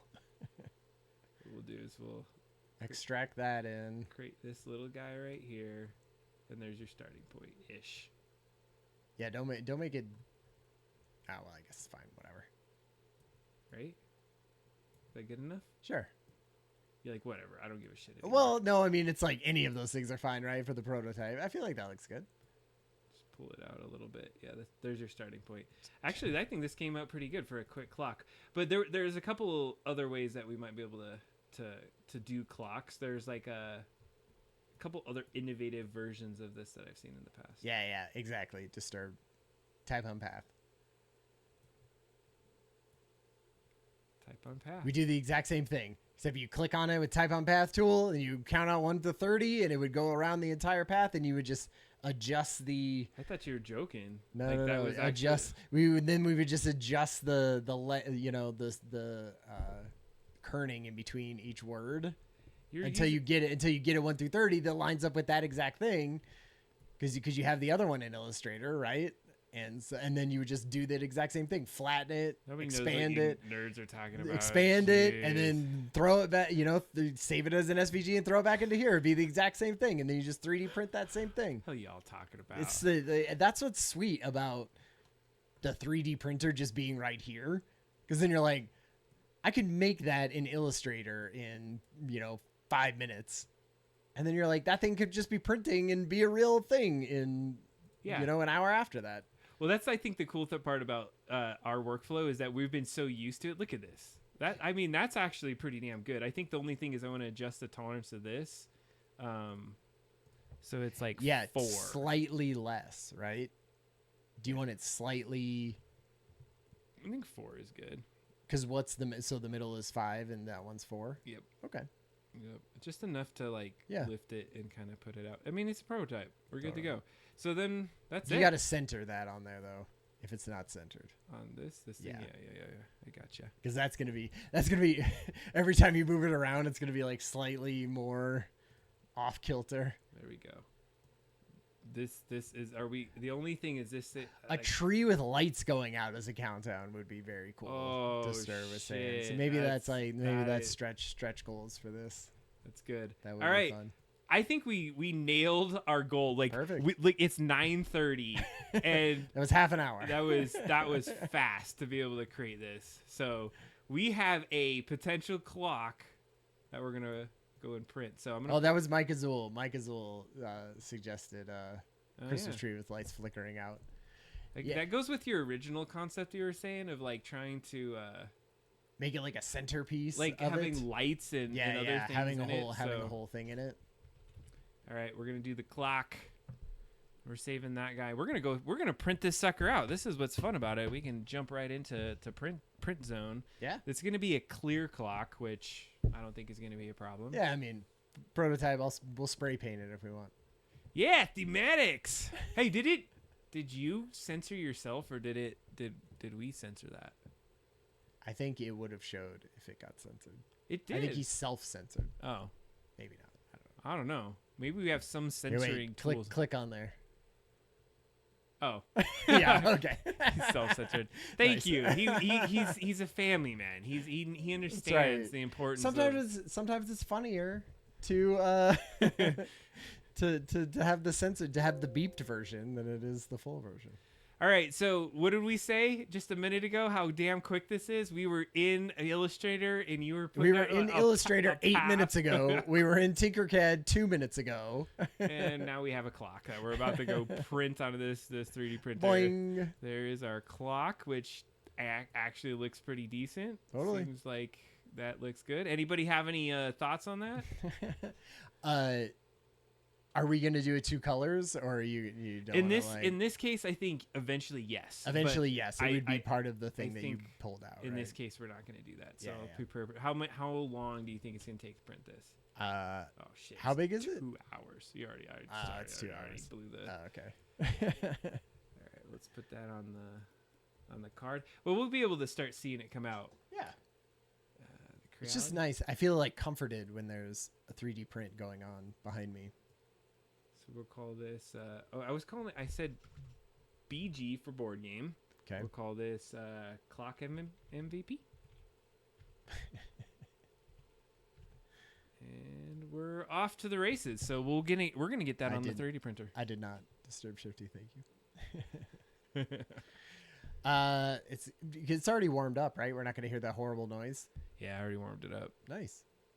I'm just waiting for it to go to the card. One time I pulled the card too soon, and it actually started the print. Then I walked away, and then like an hour later, it stopped in the middle of the print. It was just like melting the part. I was like, that was terrible.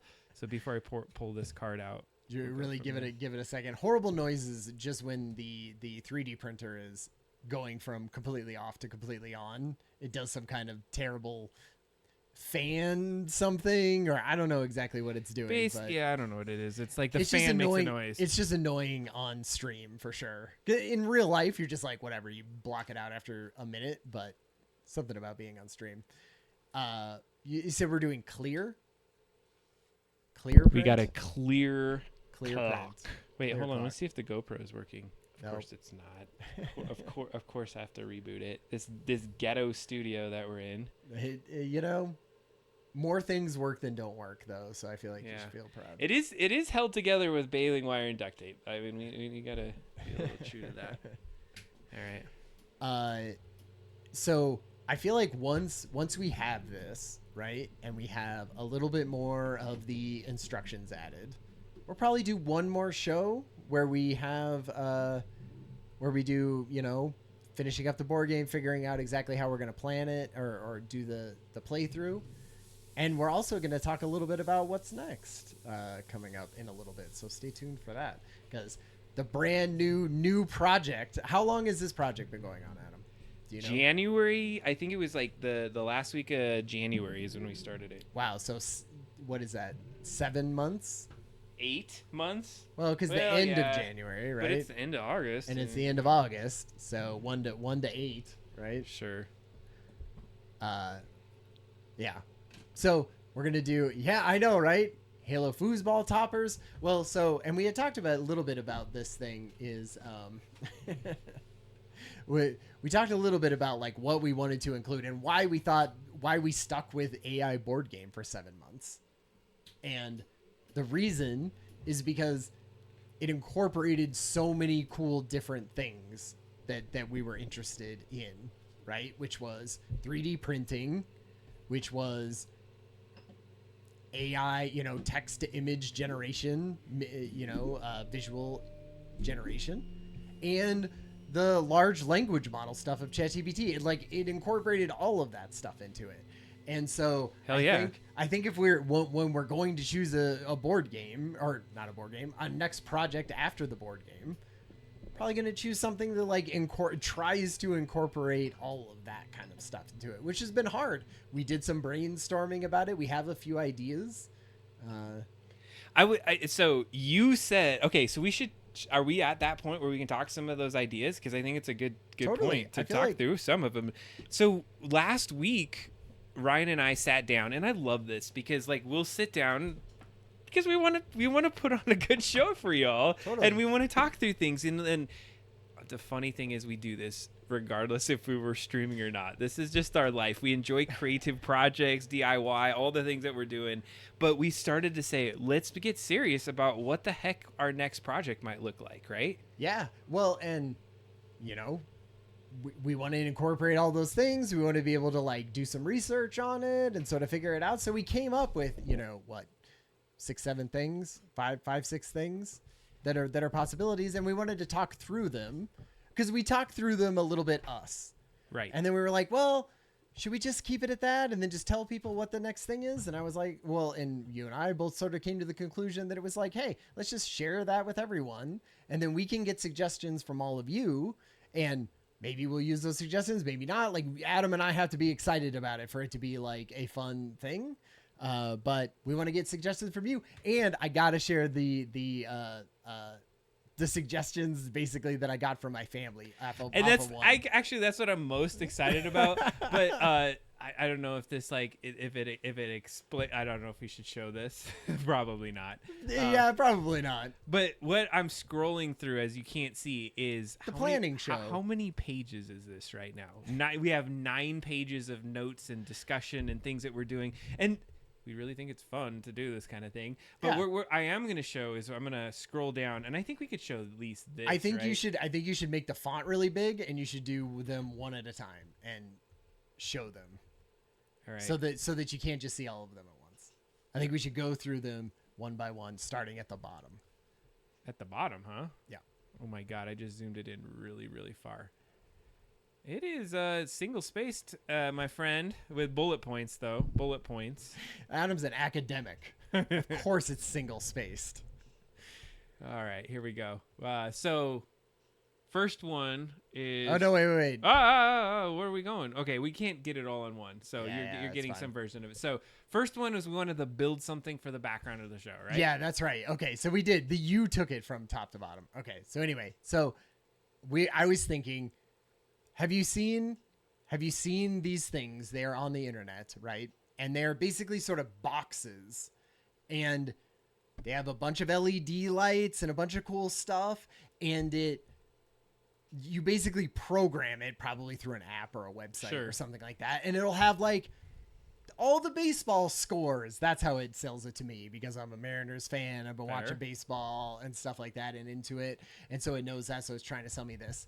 And what I think it is like a cool little 3D, it's a printed box, or it's a thing, right? Exactly. Disturb shifty. It's probably just a little Raspberry Pi in there. Probably not even as much as an Arduino or anything like that. I don't think it needs to be even that complicated. Could be. It'd be sweet. But like, it hooks to the Wi-Fi, and or it plugs into a Ethernet thing, and it shows stuff. And I was like, hey, it could be cool. Well, you know what would be cool, and why I bring this up is that if we could like tie it into the chat, like we could like get it on you, and they would shock Ryan every time, or something cool like that. Hell yeah. Or I was even thinking like it could be in the back, right? Or like down here on the screen or something, and it could be showing different chat stuff that's happening or whatever. Or so I think stripper pole put the skeleton on it. Nice. All right, but we said we wouldn't take from the chat, but you're like, we're cutting off the chat. Take the chat off the thing. They're done with ideas. No, we're going. It's like, go no. time. No, but it looks like the Raspberry Pi is like 8 gig. See, Mike Azul needs to probably be on the dang show if we go that route. He's talking about photos of my Raspberry Pi. Kubernetes clusters. I don't, that's like. I barely know what a Raspberry Pi is. Like, I know enough to say that, but which is also, so here was the hey, maybe this could be a fun one, right? Is I don't know crap about programming Raspberry Pis, right? So maybe that could be a fun thing that I could learn, and you and I could learn. Yeah. And then we would be like, oh, and we're incorporating it into the show. And then obviously you would be, I feel like, I haven't talked to you about this, but I feel like the part of our show is like giving away all of this stuff. And so you would say, here's the plans for printing out a thing, and you buy this light strip from Amazon and this Raspberry Pi and put this, program on it, and it automatically does this thing. And I feel like that would be a super cool way. And, we could use ChatGPT to sort of help us write programs for it. Like that could be an all interesting thing that we talk about. I think it sounds awesome. And I think that there's two parts of it. There's like, it's almost even like 3D printing. We don't necessarily like focus and learn all of how to 3D print something. Yeah. So it's like, we would need an expert. And like, I'm thinking Mike Azul is kind of showing up in the chat here talking about Kubernetes and all these other setups. So that's always the thing that I would feel is like, I want to learn it. I want to like be in it and do it, and then be like, we're stuck. Right. Or something, or, somebody, like Mike or whatever, like somebody gives us like the starting out point for one of these or whatever. Cause we'll talk about other ones. So number one idea.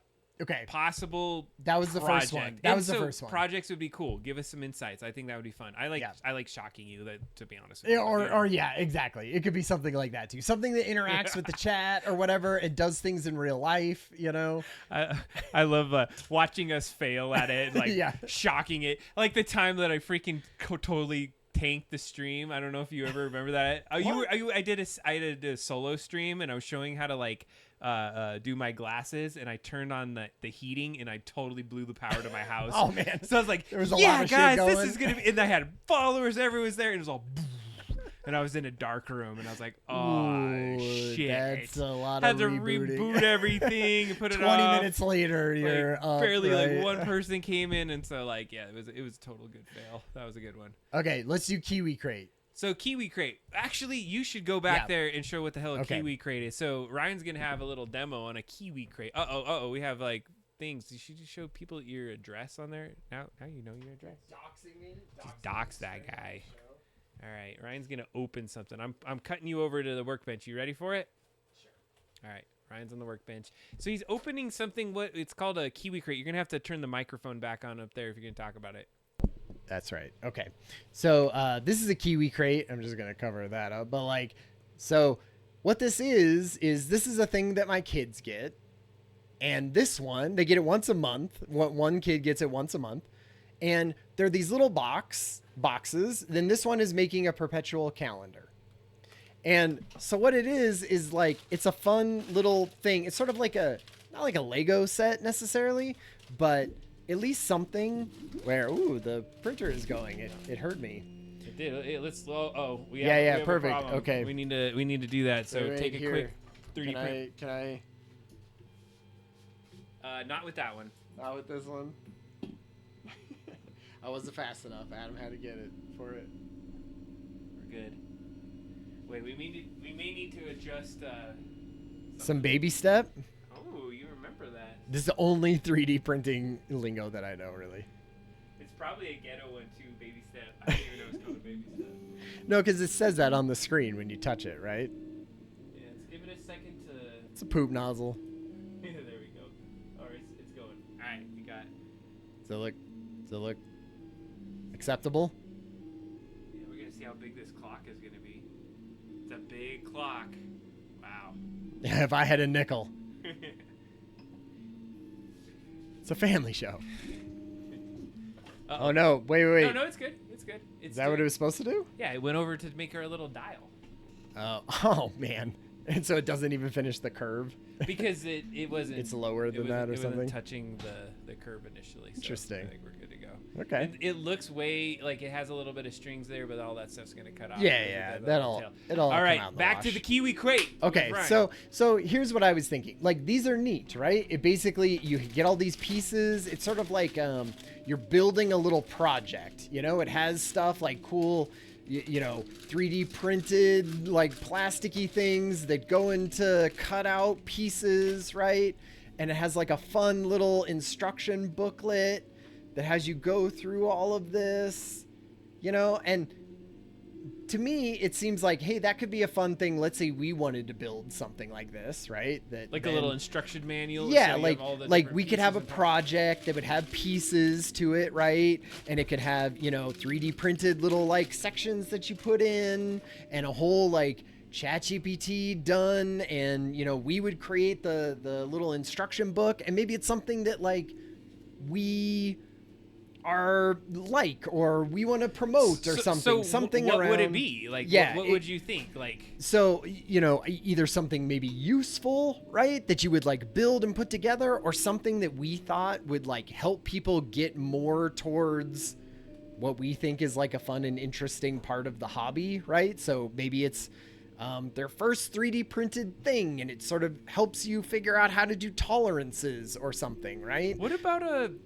AI 3D printed board game? Right, exactly. Like, we almost need this type of thing for our actual board game to put it together. No, but I think you're onto something, like something that I think it would be really fun to do. Yeah. With the theme of like retro something from like Yeah. what was back in the 80s and Right, 90s. make when we your were own kids. Game Boy, right? And it's like the whole little thing where you do, and you make your own Game Boy, and it has the thing, and it's all 3D printed, and you click it together, and then, like we have, printable 3D, game cartridges that go in it or something. Like, I feel like one of these, but for nostalgic adults. I think that's a great idea. So Kiwi Crate, potential next option on the list of things to do. I don't know. We're gonna want to know what your thoughts are. Oh, you turned off the beautiful noises of that thing. That we were hearing the 3D printer, and then it turned off. Now it's gone. That's Well, okay. We don't need that crazy noise going on. So, okay, the next one, and we talked about this one, and I like this, is we can turn it back on. You want to hear some soothing 3D printer sounds? Oh, just turn on the back. It makes the audio. We're gonna do it for a little bit, but that makes the audio so much worse. We'll do it during the planning phase, and we'll turn it off. So the next one was Game Boy Creation, and I started a game on the Game Boy GB Studio, and they released it. It's cool. Oh no, you'll have to get back into the zone. Yeah, I mean, you streamed a bunch of that, right? Like, and I still have like tweaking on it. It's just that it was me solo doing it, but if you and I were working together, it would really have a better way that we could maybe go through that. We can, so as we talk about cool things that you could do, I have a 3D printed cart for a Game Boy already right here. I was trying to practice this and it didn't work, but it's like a, yeah, you have to cover your eyes. You have to cover your eyes for it to work. Let's see here. I don't even think it's working. Oh, it does is. work. There it is. And I put like a sticker for a beer on it, but then inside of it, you can slide it out, and there's things in there. Anyways, like we can make our own cart. Yeah. There was a little there's a little guy in there. So that was so this is the idea. There are 3D programs out there where you can basically make Game Boy games, like the programming of a Game Boy game, what looks like a playable Game Boy game on a website, and use all your own sprites and all of your own, not even a website. It's literally a thing. It's just like an application, and you could go in and you could make a Game Boy game. And this has been something Adam has been super interested in. He's done like a whole Evil Dead version of one, but like you could see how like neat these are, right? And I feel like that would be a fun project to like work through and figure out what the scope of it is. And I feel like you could get that 3D or that pixel art from Midjourney and stuff. Like you could get those sprites. Oh, you're right. You could get that stuff and do it in that style. And the cool thing too is that, and I have it over here, is I can load this to actual Game Boy cartridges and you can play it in original Game Boy. Well, and that's what I feel like the 3D printing would come in. Is we could literally buy or like be like, hey, here's what you need to do to print this and make this into an actual Game Boy cartridge that you could literally put into a Game Boy and play, right? And I believe that could be a cool project too. So there's another one. Okay, and there's a lot of different other things. So wait. So let me.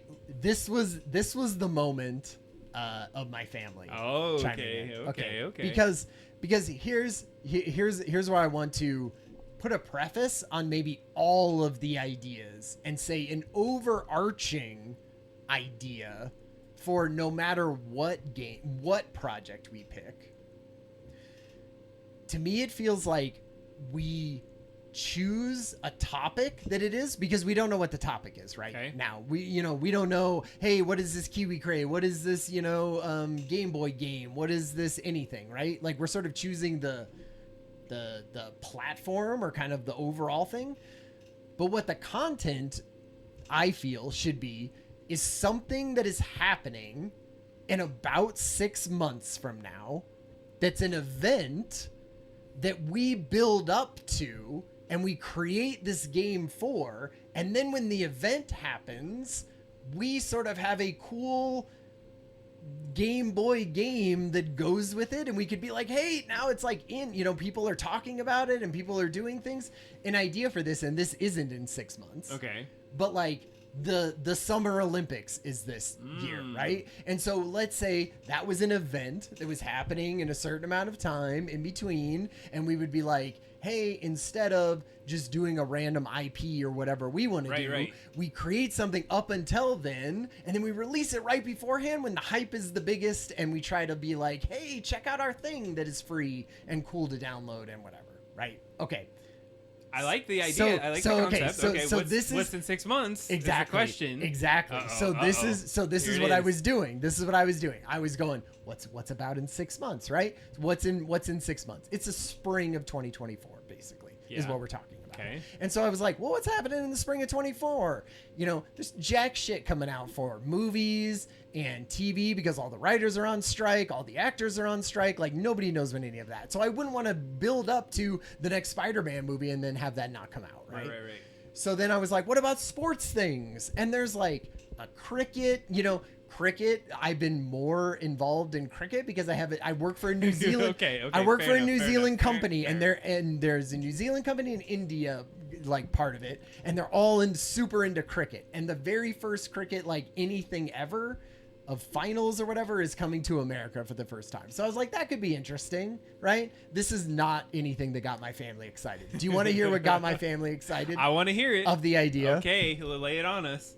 A controversial subject. Oh God. So jeez. already something that like we would have to decide, is this worth it to talk about this all the time Oh, man. and build a whole thing around? I already know what you're laying out on us. So like, what if we build a Game Boy game that was around the Trump trials? And like Trump is going on trial he's already been indicted for these 4 things.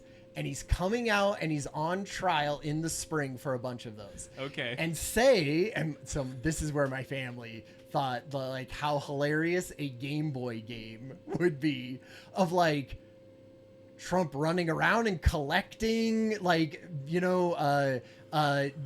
documents from Mar-a-Lago, right? You would have to run around and collect all of the different documents. You could have like a court scene where he had to be in there and like, as yes. long, okay. And then, here's what, my wife was saying. She was like, you could make it, because obviously that's a very hot button topic. Yeah. I'm not sure. I get it. Right. And totally, Kathy texted that to me earlier in the thing. His mugshot just came out, right? So like, you could play it almost. You could try to play it somewhat in the middle, like, yeah, and he could get away with it, right? Or he could like be innocent in the trial because of how stuff you're doing in the game. Like maybe you're the lawyer trying to stop him from Maniac doing stuff. Mansion for Trump versus yeah, USA. like, and so my family was like, and my 13-year-old son and my wife. And my wife was basically like, that would be so like controversial, but then weird in this old school platform of it, doing that. And if it came out right as he was like coming out and doing those things, and we were just like, we have a free thing and it's like this. And here's the other part that she was saying. So, and her and I were talking about it, which is, we're going to use like AI to text to image to create the sprites and everything for the game. It would be fun to sort of push the limits of what we are doing with a little bit of like, where is the copyright? Where is the thing? What can I do with celebrity stuff? How close can I get it to sort of this thing without it being busted? Like, I feel like there's an edge to it. There's like, we're giving it away for free though. That's the thing. That's what I'm saying. There is no, but like I don't think you could put Donald Trump doing something into this Midjourney and get Donald Trump doing it. I just don't think. I think there are like hot button stuff that you're not even allowed to do in that without getting sued or getting like either way with it. Like if you played it in the middle, is my only thought of this, is that it would that be worse? I don't know. See, that's what I'm saying. Like I feel like it's on the edge of what and like pushing the edge of the thing of like what is cool and what is. And maybe we do it on a little bit on the cuff, and it's not necessarily Trump, but it's like something called like Mr. I feel like Mr. Rump. To me, it feels like that pushes out a little bit. Like, but it was one of those things where when we were thinking about what is happening in the spring. And so here's the thing that I like. I like the concept of aligning it with something like that one. I think I'm gonna have to percolate on it from just almost like, do I want to even put myself in that situation of being in the midst of producing something like that? I do. I just want to feel like what is that? What is that? Oh God. Because okay. No, so you go ahead. That's a possibility. Mm-hmm. I like that. But I mean, I like the idea that we're maybe going towards something. Just make fun of Russia and it'll all be good. That was another thing. I was like, I had that on the list, which was Ukraine-Russia war Game Boy game. I was thinking like you could make a rocket landing on the moon Russian game. I mean that could work, but it's already passed. So it's already passed. It's already passed. India landed. See, I thank you, Michael. Ryan's a troublemaker and he's here for it. See, I feel like you need that energy that makes it like, oh man, we're doing something like bad, controversial. Good, bad. So this is what we're showing what our ideas are. So hell yeah, because and again, what you're aligning to is more of just like the zeitgeist of where we're at and things. And so, I like the idea of not necessarily making a political statement with it and more or less just saying playing in the middle. You could he could get away, right? Either way, and it's done. Yeah. It feels like it would be hard to be in the middle, to be honest, but Well, I'm not going to go You could political try. on the show because that's the one thing is that I mean, you and I can have our opinions outside of this, but I would stick in the 100% middle on that because Okay. it puts on our, puts other kind of focus on things. So I think that you should have ended with that one because your other ones now are going to pale in comparison into the craziness. Because you don't know what these other ones are. Oh shit, Ryan's it's got not- some no, other it's thing. not. Well, so one of the other things that we had been working on for a lot of time, and I'm not sure. I'm not. I was saying, trying to find the other ones that I had. I feel like I had other ones, but I don't know if they were in there. You had more than that. We started our career in working together on like I wouldn't say it's a career, but working together. Doing this stream stuff, we have had projects over time, and one of the ones was Skull Bobs. And I don't know how many people even know what's. It's on YouTube. 100%. There's a couple different. Shit, we have this. There's the teaser. I have that one. All right, I have that one. Let's go on here. Okay. So, if you're not, oh wow, It's a good thumbnail, right? that was a great thumbnail. So if you're not familiar, You shouldn't do the teaser. Wait, you should do. Oh, maybe I don't know. I can't remember. Do we just have a Skull Bobs channel? There's the episode 0. All right, let's see here. I don't even know. So Skull Bobs was Go for it. an idea that Adam and I had that we worked on for over a year, a couple of years, with multiple people at one point. You know, we had different people helping us, and what it was is it started out as a video game idea. And then we realized that the video game side of it was so complicated that we weren't going to be able to get anywhere. So we changed it to like, this was back in the day with like, Flash video, right? Like we created this in Flash. This has a commercial on it. I can't believe that. Yeah. Well, it's because it's YouTube. And you know what? Yeah. I have like Origin ad blocker finally on everything, and I still can't get. You're still getting it. You know what? We should show this. Like sure. 2010. This is over 13 years ago. Yep. Maybe we'll just do a quick little preview on the show. Who wants to watch the Skull Bobs episode? How long does it show? It's 4 minutes and 20 seconds. It's our crap. So. 4 minutes and 20 seconds. Yeah, that was the reason we have the recording booth. But yeah. You know what? This is the Adam and Ryan. This is like our project 00 in Adam and Ryan's. And we had other things. This is our commentary on it too. So Robert Decker climbing this big old mountain, and actual mountain that we're talking about. Maybe I can take the and audio Adam and I collaborated. We wanted to make this a video game actually at one point. We were. How old were we? Like in 20. He was 15. He might have literally been 15 when we made this. Totally. I don't know how old you are, actually. I never asked you, Mike. But so anyway, this is all Flash. And so we built a framework in Flash to even be able to do this. And Adam did the effects, like the cool effects with like the wind whipping his coat and the snow going by. Yeah, this was fun. I remember us we had like screen, or what was it, all the different breakdown of every scene. Yep. All storyboarded out and totally. how it's gonna go. And so what this was supposed to be is the teaser. Yeah, well, this was episode 0. It's supposed to lead into what the actual show was, and then the show was gonna take place like 50 years past what we just are putting out here. Yeah, but the general gist is he's finding this cave. He's lost up in the mountains, right? He's this explorer, and he totally screwed up, and he got lost in this blizzard, and he's about to die. And so he goes into the cave.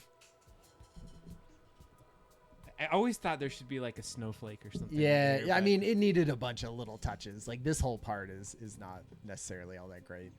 It needed a lot more like depth of everything. It was sort of like character background, and we just didn't have. The lighting, that was like changes, ass. right? Because they did like the long hallway thing, and he collapses. And it does have that little like feel like you're not quite in a cave.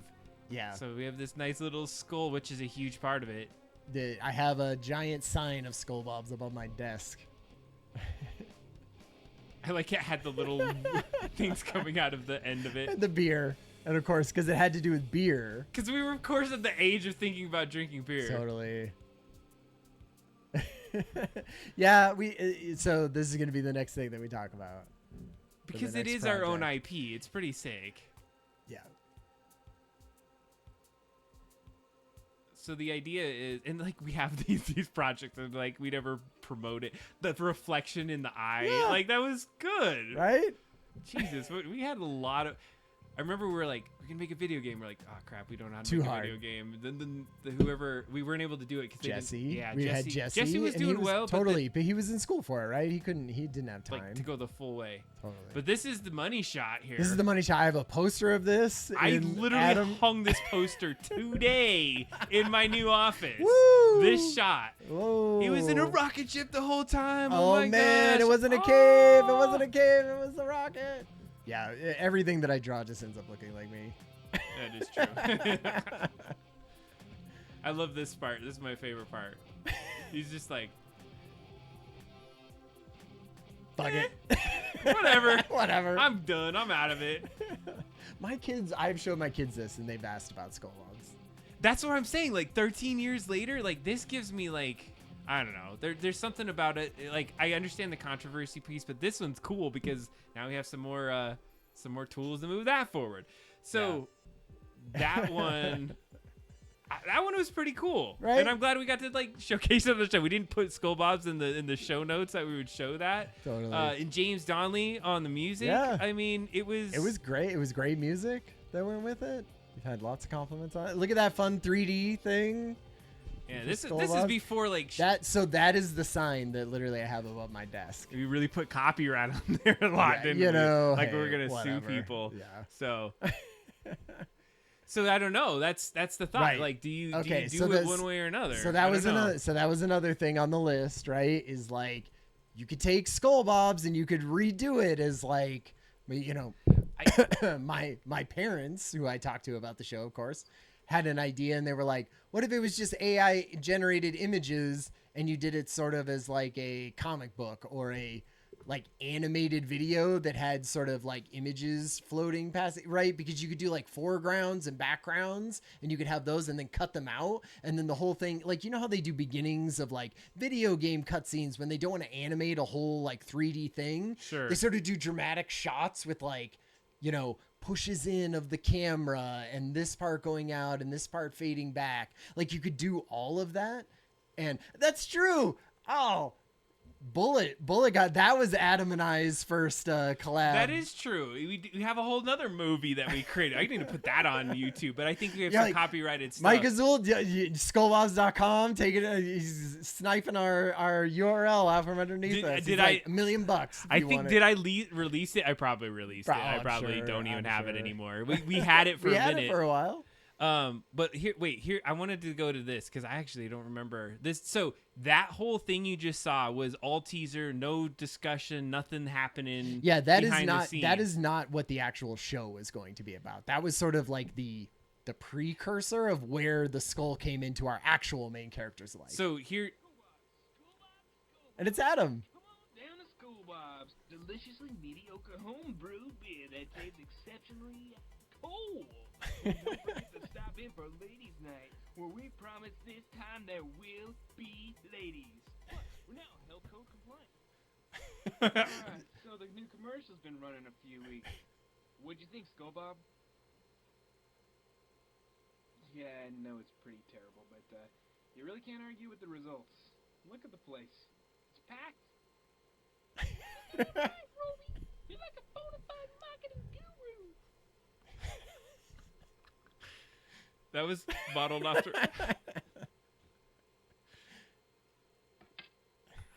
You know? Hey. Well, okay, we're not exactly booming, but at least we got it on the cheap. Let's see how much my cousin charged me for this piece of crap.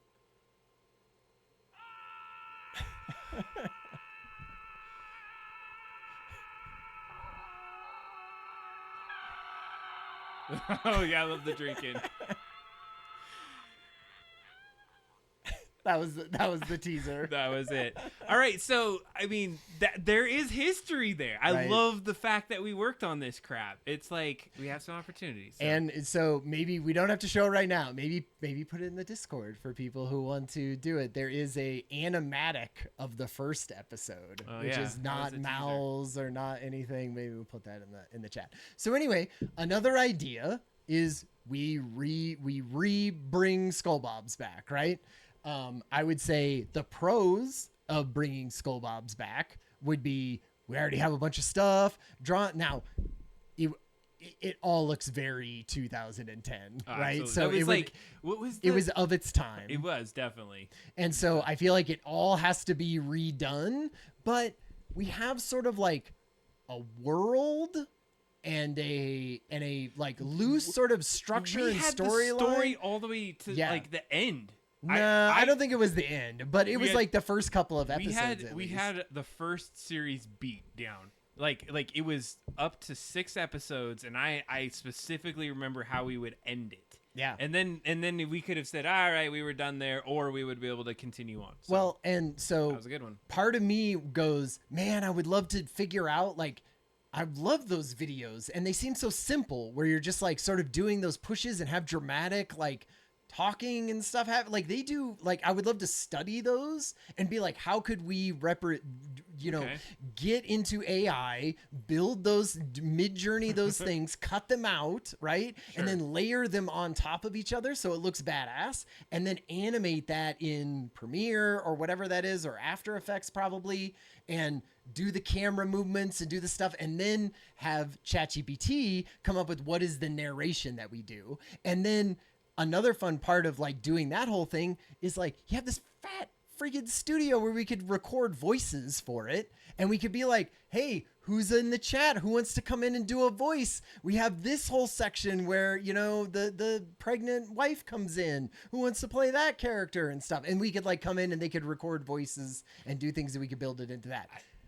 I like the idea. Yeah. So I mean, there's some good ones, and I'm glad we're talking this through. Well, let me tell you the downsides All right, of Skull all Bobs. right. Right? Okay. Yeah. So the downsides of Skull Bobs is nobody gives a shit about anyone's Fair. original IP, right? Yeah. No one is going to come to the thing and be like, Skull Bob's fun, because nobody knows what the shit any of that is. It's our own just little like inside baseball trying to get some idea that we came up with 13 years ago, like back re-done. And so we're going to have this sort of same sort of people coming in and doing it. I feel like it doesn't have kind of the big cultural splash that it necessarily Skull Bob's could've. visit the brand new Casa Bonita. See, that's the thing. It's like maybe, Nah, but it's like maybe you tie Skull Bob's into a normal I guess, event. but the problem with that is like Skull Bobs has to be a thing for you to care about them going to Casa Bonita. Or Casa right? Bonita is what gets you into Skull Bob's. Yeah, So I mean, you're gonna go both that's ways. true. So that's my only thing with that one is I feel like you would for the, I mean, and we're talking about this on the stream, right?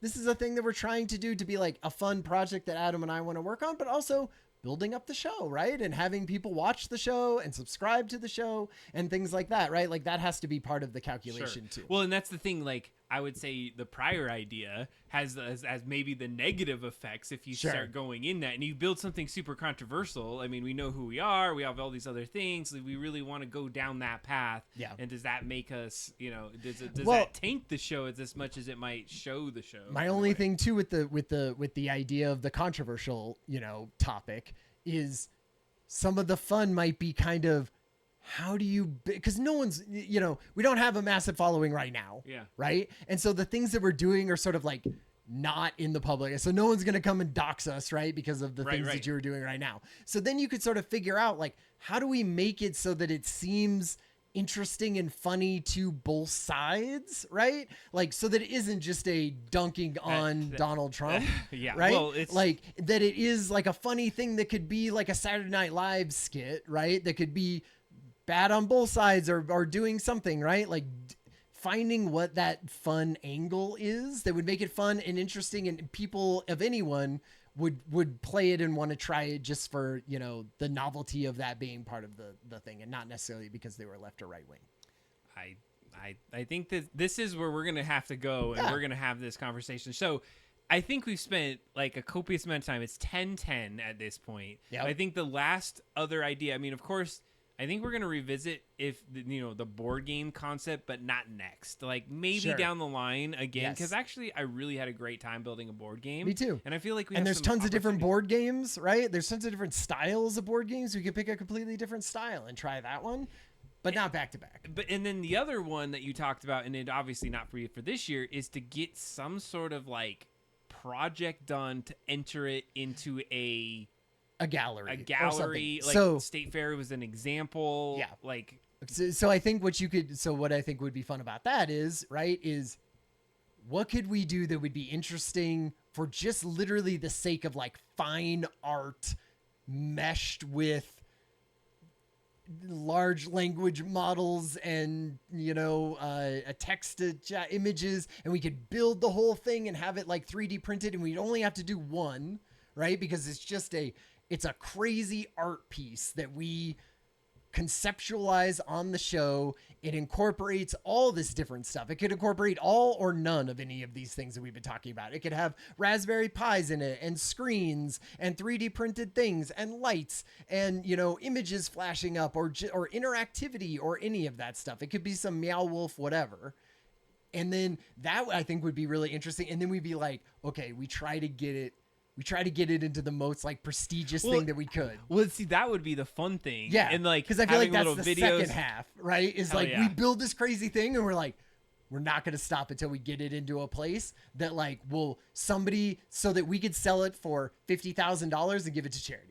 Or something. I mean, right? and that's in the spirit of what we're trying to do. It's Yeah. like we're not trying to make money. We're just trying to have a good time. Yeah. And like and do some cool things to get. Dope. I like that idea as well, because then it incorporates a bunch of different things. So thanks for hanging out with us as we started to like go through this like thought process of it, because Yes. there's a like weighing the balances and like getting Totally. And another piece of a lot of this is that we love to just share what we know and like creative things and bring other people that know other things into this, and so that we can learn to like do more stuff. It's why we want suggestions in the chat. Why join us on Discord where we're talking about this kind of stuff and sharing cool stories about it and everything. Like, we want to hear from you. We might not choose it, but we want to hear all the wisdom of the crowd needs to be brought in. Is there a contest for the X thing? Like, as in like, like, oh, right. Twitter X or No. Like, is there like a contest we could be entering it into,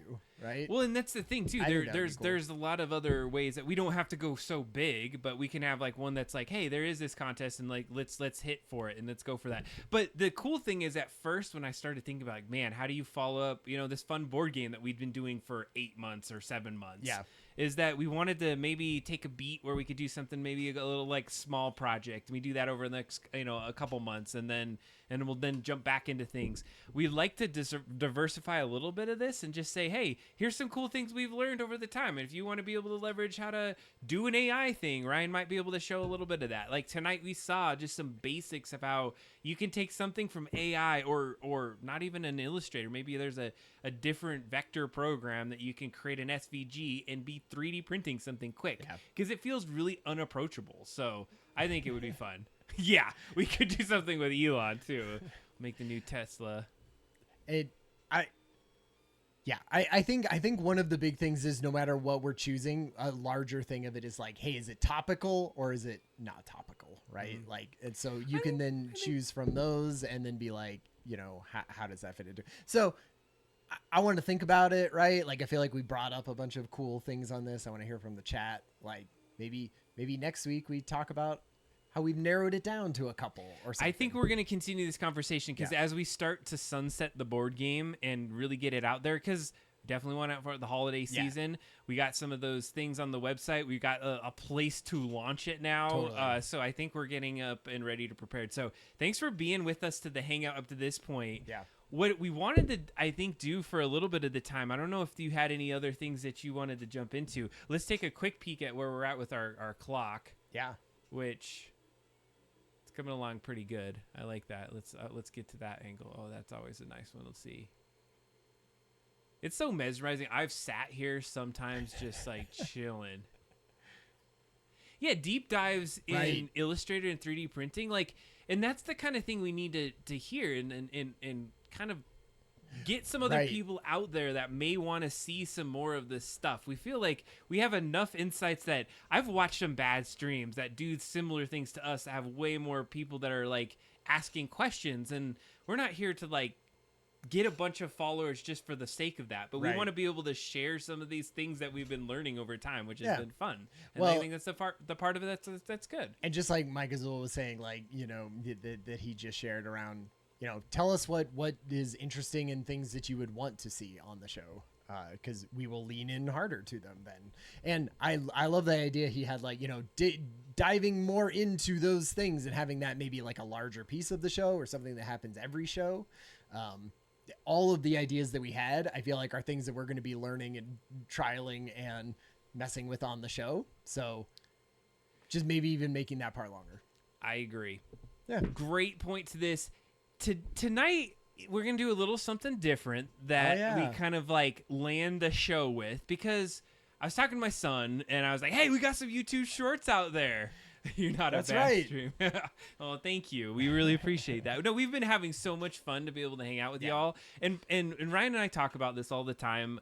We hang out. We're buddies. And the idea here is that we would probably be doing this exact same thing, not in front of the camera, and just vamping about cool things, talking about AI, building things regardless, because at the end of the day, it's the journey that's the most fun part of all this, and we really love it. And we love to be able to share it with you. And the fact that you come along with us and are able to participate and make these things, that's what makes it special. And honestly, if we got more followers, you're like the layer of people that would have that VIP. the special VIP access to chat and do all the other stuff. But we're not even thinking like that. We just want to continue doing the fun stuff and hanging out. So that's why you're on the Hangout. And so one of the things that Ryan and I always do when we hang out is we would typically always play board games. And so, or not only board games, but like video games, board games, hang out, watch shows, do all these things. And so tonight we wanted just to introduce a little bit of a different segment, which is not play a game every single time we do the show to start to finish, but to just introduce some cool games that we may find or come across. And so there's this one called A Short Hike. And if you haven't heard of A Short Hike, one of the reasons that I like it is it just came out on Game Pass, but it's been out in the market for quite a bit of time. And an interesting fact about it, it's a very indie game. And it was released, it was actually 2016, 17 or something around that time period. And it's one of the highest rated in terms of reviewed games on Steam. Nice. Now, if you go to the list of top games on Steam, it comes in, I think, at 16 if you look at that. But if you look at the ratings, it's a 99% rating of awesomeness. And so Ryan hasn't played it. Yeah. And last week, I think I sat down, super stressed out, had a rough week at work. And like, sometimes I don't want to get into a heavy game. And I was just like, I just want to play something that's kind of fun. And so I picked this game up and I started playing it. And I was like, this is really fun. And so I wanted to just introduce it to Ryan. And so you get to kind of see, like, this is what we do behind the scenes sometimes. Well, so you know, we used to play video games on the Adam and Ryan show at one point, and then it was taking up too much time. Basically, we couldn't get everything. We need the 3 hours to do all of our other talking, but and then we used to break it up into other parts of the thing. I would say, like Adam said, we're not going to do this all the time, but Adam was excited about this game. I hadn't seen it before. Like I maybe have seen like a piece of a commercial for it or something, or a trailer for it. So what we're is it? No, okay, it's not gonna show. Yeah, you can't see. So what we're gonna do is we're just gonna do a little bit of playthrough and commentary. Dead Master Chief in the background. Yeah, that I gotta show that. Like, and this is a Jesus. It's pretty good.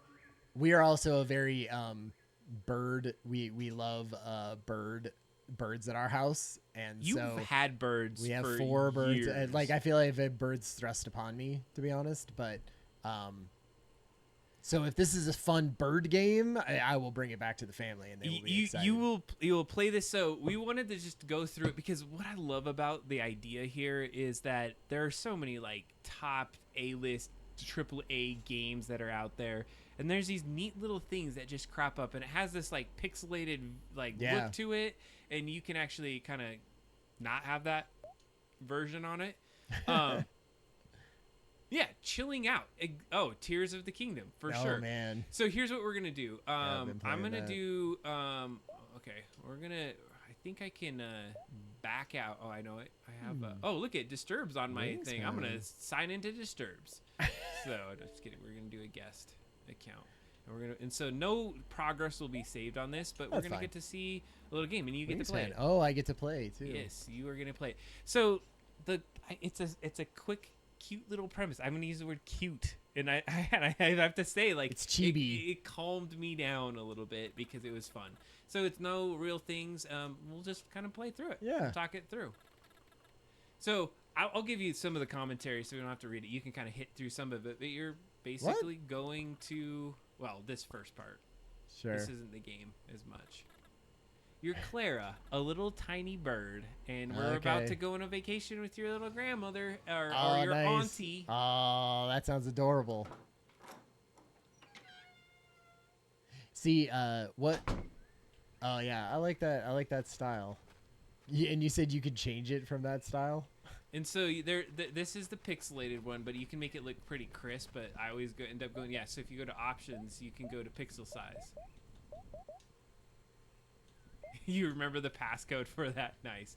Yeah, so if you go to minimum, see how crisp it looks? Oh yeah. So I'll let you pick which one you want to go with. Well, we'll play it on how they want to do it. What was it? It was big and crunchy. The very top one. There we go. I feel like that's good. That's cool. Okay.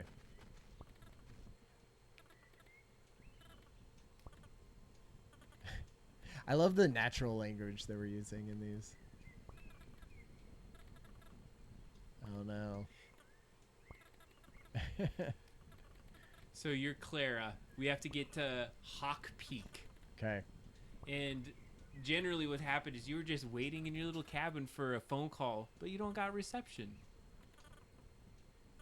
So we're not going to try to spoil the game as much. Like if you go to play this, it's like it's a super This is on replayable Game Pass, game. right? Game Pass, Xbox. You can buy it $7.99 on Stream. So Steam. you can. Did I say Stream? Yes, thank you. Steam. Ah. Oh god, it won't let me back out of this. What will Okay, happen there we go. too is that you'll have little things. So you're gonna have little signs that you can do, but we're I gonna want to learn start a little flying. Bit. Yeah, well, you're gonna learn about that. Okay, See, made we'll have it. to talk to a couple people. Running to glide through the air? What's really fun is if you go back to these people, it is not always the same thing. Yes, 100% kid appropriate. Your kids would Yeah, this- love this, Mike. yeah, as this well. feel, It is so good. And so there's so many little things for them to pack in the game. You can beat it in an hour, but I've spent 5 hours and I haven't found every little secret in it. It's really fun. I want them. Nice. So you got to find little seashells, and so you're gonna be able to find and Got my collect little stick. things. So There we go. you go beat up things. There's a little seashell. Both arms fully out. What's up, seashell? We got you. And this one's free if you have Game Pass. So that's the I cool can't part of it. Hit the sign though. Got some music going. Let me in. So it's pretty open Oh world. wait, yeah. Let me see. I gotta do some of this. That is honestly one of the more fun things of this Yeah. game. Is that glide is like on point. I feel like if they didn't nail the glide, like what were they doing? What is this? Can I grab this? Looks like a rock. Are you hitting like start or what hits that? I'm like Y brings up the options, which is a little that's- weird. That is a little weird. I don't remember that. There was a little seashell. So there's little treasure chests and stuff that you can get in there as well. I didn't know why you brought up that. That's weird. Oh yeah, treasure chest. And so some of the things is that you can't get up to things in I don't want to ruin it, but it's actually not Oh, ruining. coin. Get off my beach. Little froggy. Oh, you know, jamming out on the beach. That's good. Building sandcastles. Sounds like a, here you. Oh God, I'll do. They're not that. They're not too big. A lot of those. So, trying to get a shovel. I would get a shovel. Yeah. You can get smaller ones. Oh, so now I gotta find the shovel. All right, you got your first little mission, man. Go find another shovel. I would pick up as many of those little seashells as you can. There was another one over on the side. I'm too frantic. Yeah, you are.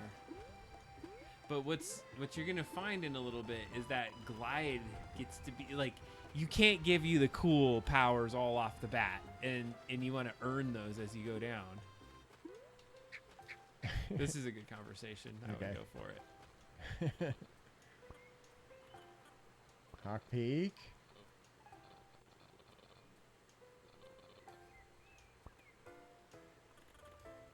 Climbing up the incline tomorrow. Speaks to me. This guy's like, Wow. he's like, only 2? And this guy's getting off like, no, there's so Dang. many more rock climbers on this. Man, pushing the craft to its absolute limit. So what I like about the game, number 1, is like you have the pixelated look to it, so it gives you that retro feel. Oh, so good. All right, I'm doing it. Joining the club. Hot third. Dropping the hundreds. Uh-oh.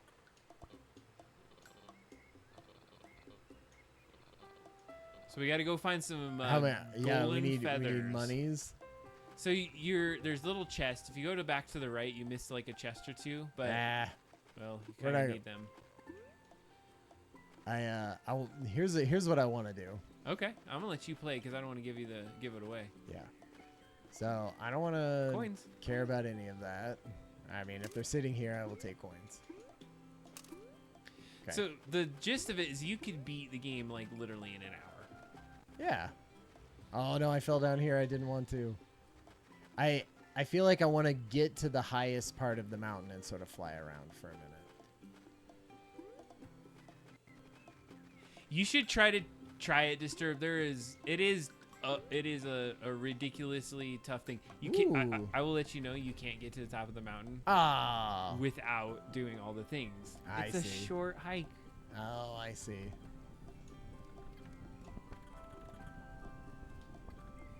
I got $22.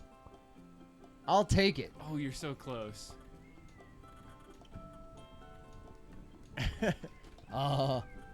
Let's just say that by the end of the game, you might have more than. Oh wait. Did you see that up at the top? Oh, the feather. See if you can figure out how to get that, Ryan. You're good at games. What about up here? There you go. Do the thing. Oh, so close. What? You need feathers to climb.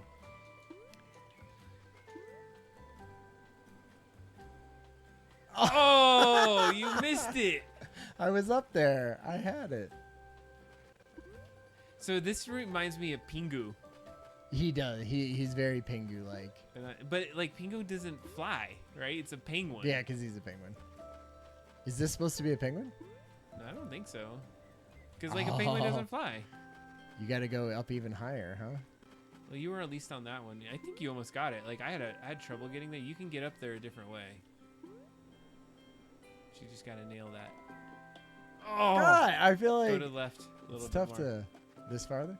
I think if you go kind of around, you. Oh, there you go. Up this way.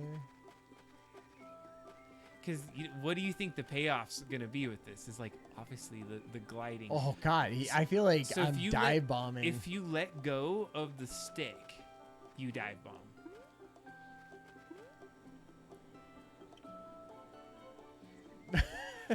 So close. All right, further to the left.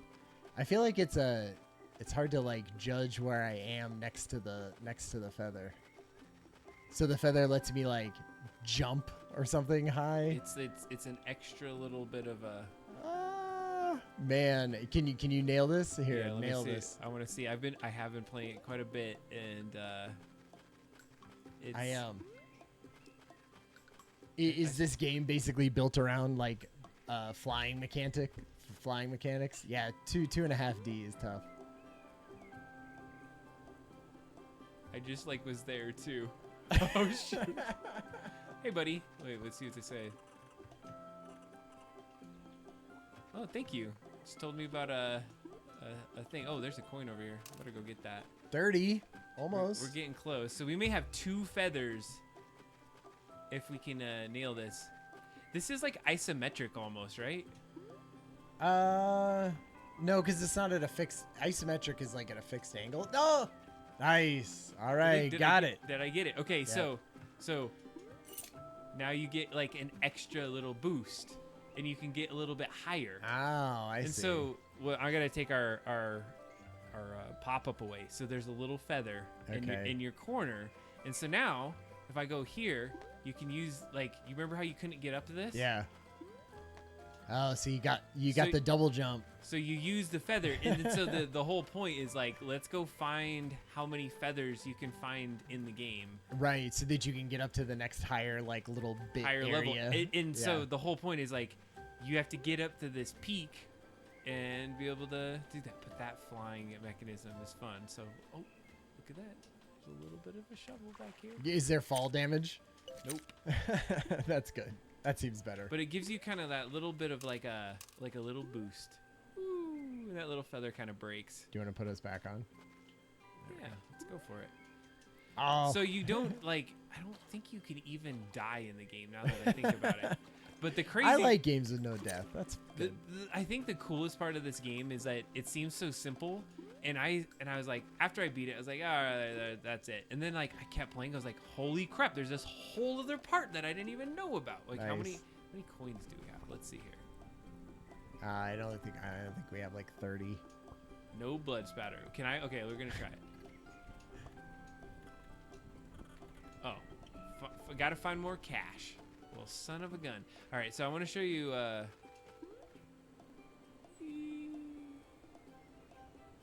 what's your thoughts? How precise is like the flying around? Like, is it flying through rings or something? Is it more just like sort of exploring and then dropping Exploring down and where you're fun. at, and then okay, cool. So we got our little shovel. I got a big shovel Okay. versus his. And so one of the cool things is like if you're a kid playing the game or even just like myself, let's see here, 35 coins, we're so close to it, is that you'll find these little areas that you could go in and what do you call it, like dig up. Let's go and see. Oh, Ooh. look, there's some more coins over here. 48 Oh coins. man, we're flush with it now. Yeah, this that there hasn't been a Ryan and Kathy Friday night in a while. I to do know. this kind of thing. You know, yeah, this feels like a Ryan and Kathy type game. Get up there. Let's go see if we can find that visitor center. Oh, here's an example of where you can go. So now you have these shovels. That's why Y opens this, because then you get your Oh, those are your the little things in the inventory game. of all the stuff. Yeah. So like you got your cell phone, your feathers, your shells, and your coins, and then you can do things. And then like there's like cool little things where you can like explore the level and you can look around and be like, oh, if I fly over there, that would be really fun. To answer in the chat, I would say the casual gaming streams went away just because I think like maybe just for summer, right? We like had a lot of things going on, you know, so it just ended up not working out. But we want to get back to that in the fall. Yeah, that's So nice. That's nice. So I think if you want to play this game, I wanted to introduce that to you because I thought it was fun just to like Yeah. take a few moments to enjoy the fact that we have some cool games that are out there. That's the beauty of Game Pass to me, is like I would probably never have bought this game for Ever. $8. Same. Like, you know, but to just download it for free and then you're like, cool, and then I don't feel like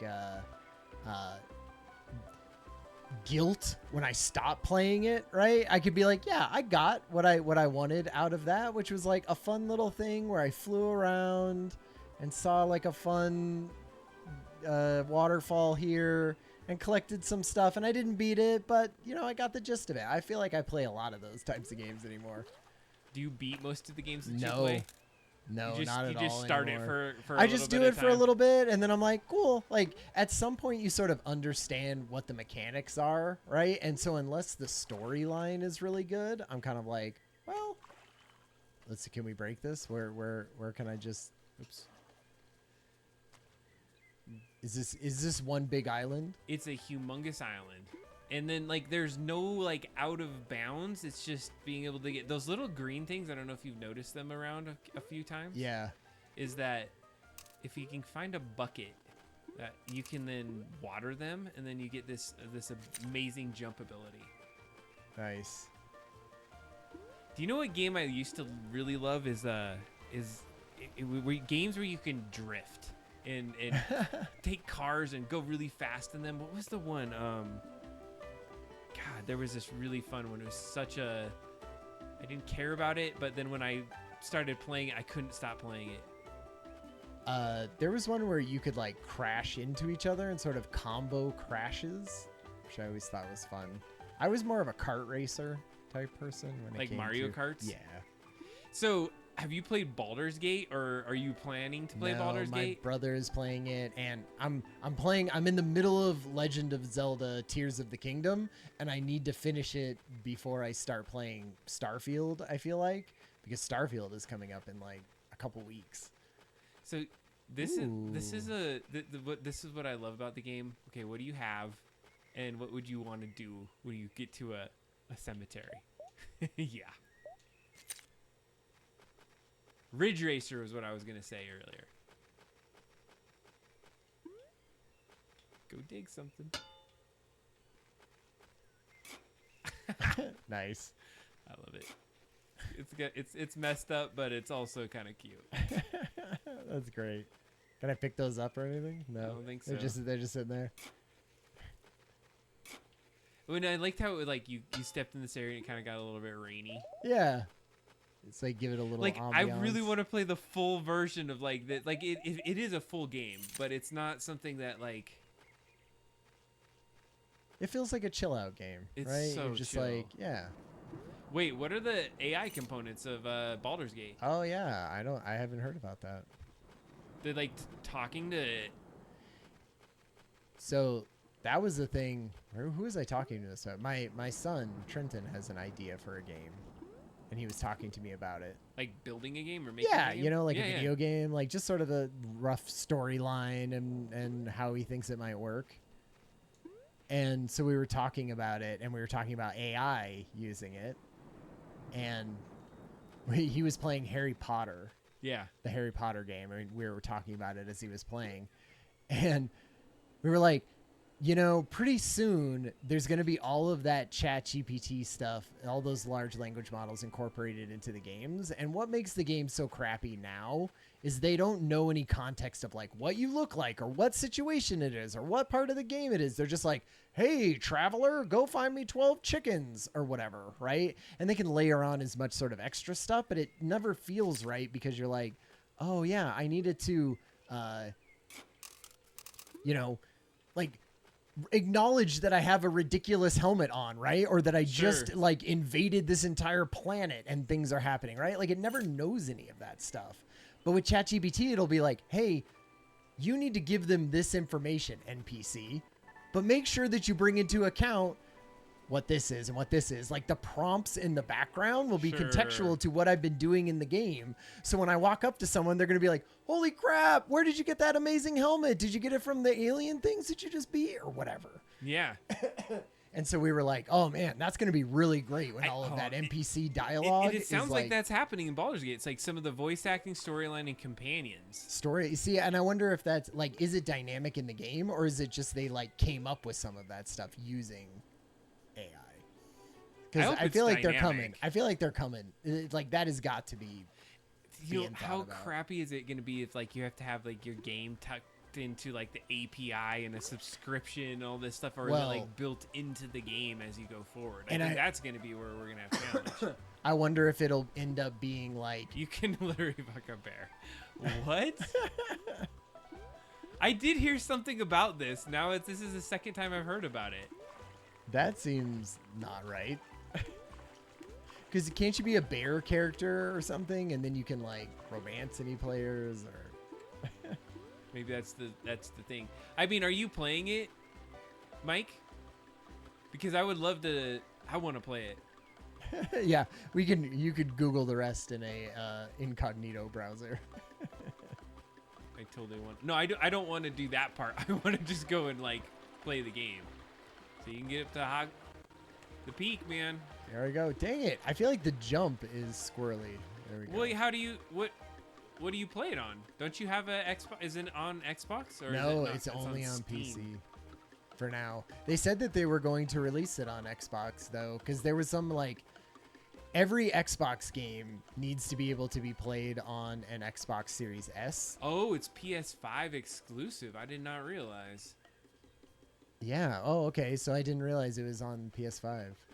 See you, Disturbed. Thanks for hanging out tonight. Totally. Watching our little penguin run around. Look, we're like getting to the top here. Oh, wait. Yeah, this is good. So, see that little dude that's coming up at the top? Oh, yeah. Let me get this first. Talk to him. Boom. You got 3 of them, I think. But go talk to that dude before you get off of it. Oh, see? Like, that's what's cool about this. You could see, like, little areas that you could fly to or little things that you might consider. I need to see in Breath of the Wild I have this, but I'm like, oh, I want to ping. Want to ping that? I'm like, boom. Put a little marker there so I can come back to it. So, oh, God, he talked to that guy quickly. Oh, shoot. Heyo.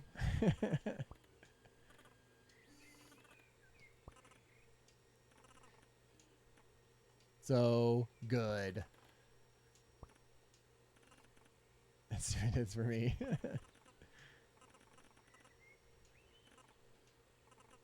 Oh, nice. Oh yeah, totally. I think so, yeah. I'm definitely. That's why I'm trying to finish Zelda so that I can probably invest a whole bunch of time into Starfield. So go ahead and do this, and then we'll wrap this part because we don't want to spoil the game if anybody else is gonna play it. Oh yeah, that's true. Dang, he was supposed to give you a treasure map.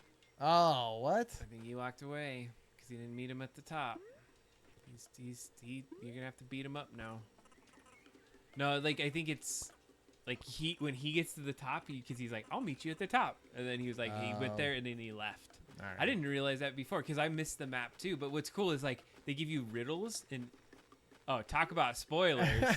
Hey, Spoiler, sorry you're about like- that. Oops. Well, if you're playing it with the kiddos, there's way more than that. So I'm gonna dive off this. do it. That's the fun part. We'll use this as a dive, and then hold the stick. Otherwise, you will. Oh, feather. There's a feather. Not that you necessarily need it, but I didn't even know that was there. Boom! Perfect landing. Yeah, he was like, cha-ching! And you're Clara, so I guess you're a girl. Oh yeah, that's true. Tell me that's Yeah, not it's fun. pretty. That's just... I had a really good time playing it. So you're looking for a chill vibe game, and Yeah. I figured since it was such a like popular thing, everyone loves it. Like everyone gives it these amazing reviews. It seems so simple, and at first I was like, oh my god, this is so lame. And then I started playing it, and then before long I was like, I gotta get to the top of Hans Peak, and how am I gonna do this? Okay. Did Nice. you? No. He said. Did you see what he said? Like the first time he told you what it was. This time he called you. It was he's like, you hold A, you dummy. And then if you keep talking to him, eventually he's like, I'm not talking to you anymore. Seriously. Hold A to glide.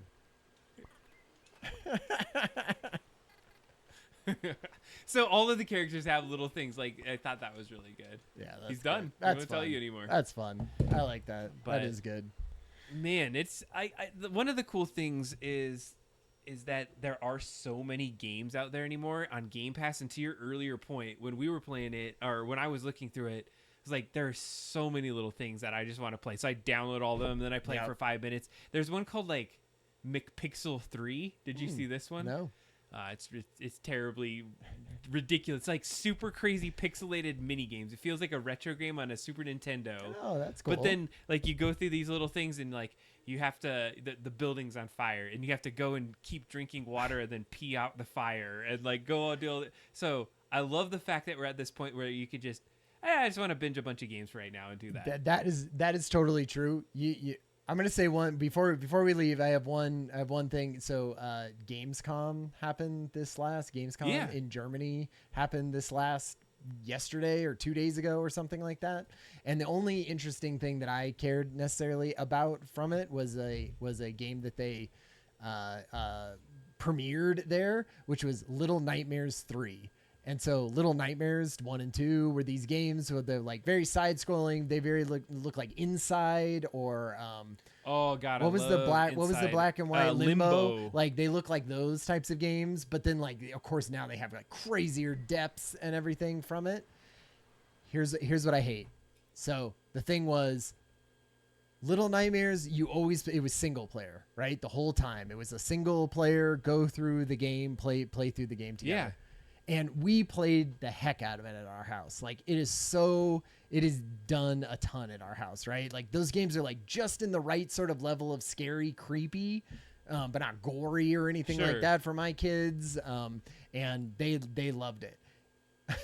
The new one comes out, 2 characters the whole time. It's 2 characters the whole time. You're like, amazing, amazing, co-op gameplay now. Awesome.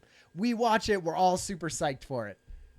I learned later on, no couch co-op. Of course. You have to play it online co-op. And I was like, you're killing me, man. Like, and maybe if that ends up being on Game Pass, we do have 2, we do have an Xbox and a PC. And so we could play it there. But that seems like such a perfect game to be like, I'm sitting next to someone and we're on the same screen and we're going through it. Like, man. Is it? He was saying, it's like Portal 2? Oh God, yeah, I did see this. No, well, yeah, I mean, so you would just go online, and I would have a full screen of me, and they would have a full screen of them. But it just like the way that these games are set up, you stay on one screen, so it would be the perfect couch co-op game. Well, the question is like, do you get some other benefit from having it? I guess on there, but I agree. Like, it's like throw it in. Here's a couple controllers. Like totally. It's like feels like couch co-op has been dead forever. And it must be that no one does it, right? Like I can't if they didn't have the data behind it that a certain percentage of people play games like That's Halo and play things like that on the couch together. They would make it a priority, I think, of people, but nobody does that anymore. I guess. We're all just loner losers. We're the old people. Like, and the only people that do it are like parents who play games who also have youngish kids that also play games that can't, maybe go online yet, or and you have one system for it. I mean, that looked pretty cool. It does. Looks cool. Like I played Inside lately because I played Limbo first, and I don't know, Mike Azul, if you've ever played Limbo or Inside, and if you haven't, those are amazing games to play. But I started with Limbo, and I think Limbo did Limbo come after Inside? I think it did. Limbo was the very first. Like that was the old school is old school. Everything side scrolling, like very dramatic backgrounds that came in. Inside came out. That was their like at least second game or something like that. Inside I feel like is really good, and there's a very cool twist at the end, which is the fun. I'm not gonna say it. No. It's a spoiler, but it's. Let's see here, because okay. So there's Inside. They're called Play Dead. Look at their games. Is the thing. Yeah, here we go. See, Limbo. I swear. They've done Inside and Limbo, and those are the 2. 100% Inside came out after Limbo. It's way more complicated and everything, is it? Too. Oh, yeah. Like, Limbo is really, it looks like a Flash game. Because it's literally like his layer, a background layer, and a foreground layer, and they all like... Was it... Oh. So I was like, what? 2000... Inside game release. Yeah, it was 2016. Okay. And then what was that? Limbo. I'm going to say 2013. I think I'm 2012. 2010. So 6 years. 6 years. Because I was wondering, when's the next one going to come out? I think they've They've done well, go to their website, right? Go to Playdead and see what they have like. Well, I was looking at that. Like, what is like? They don't have any upcoming games. You were 12 in 2010. Oh man, it's making me all feel really old. Yeah, I know shit.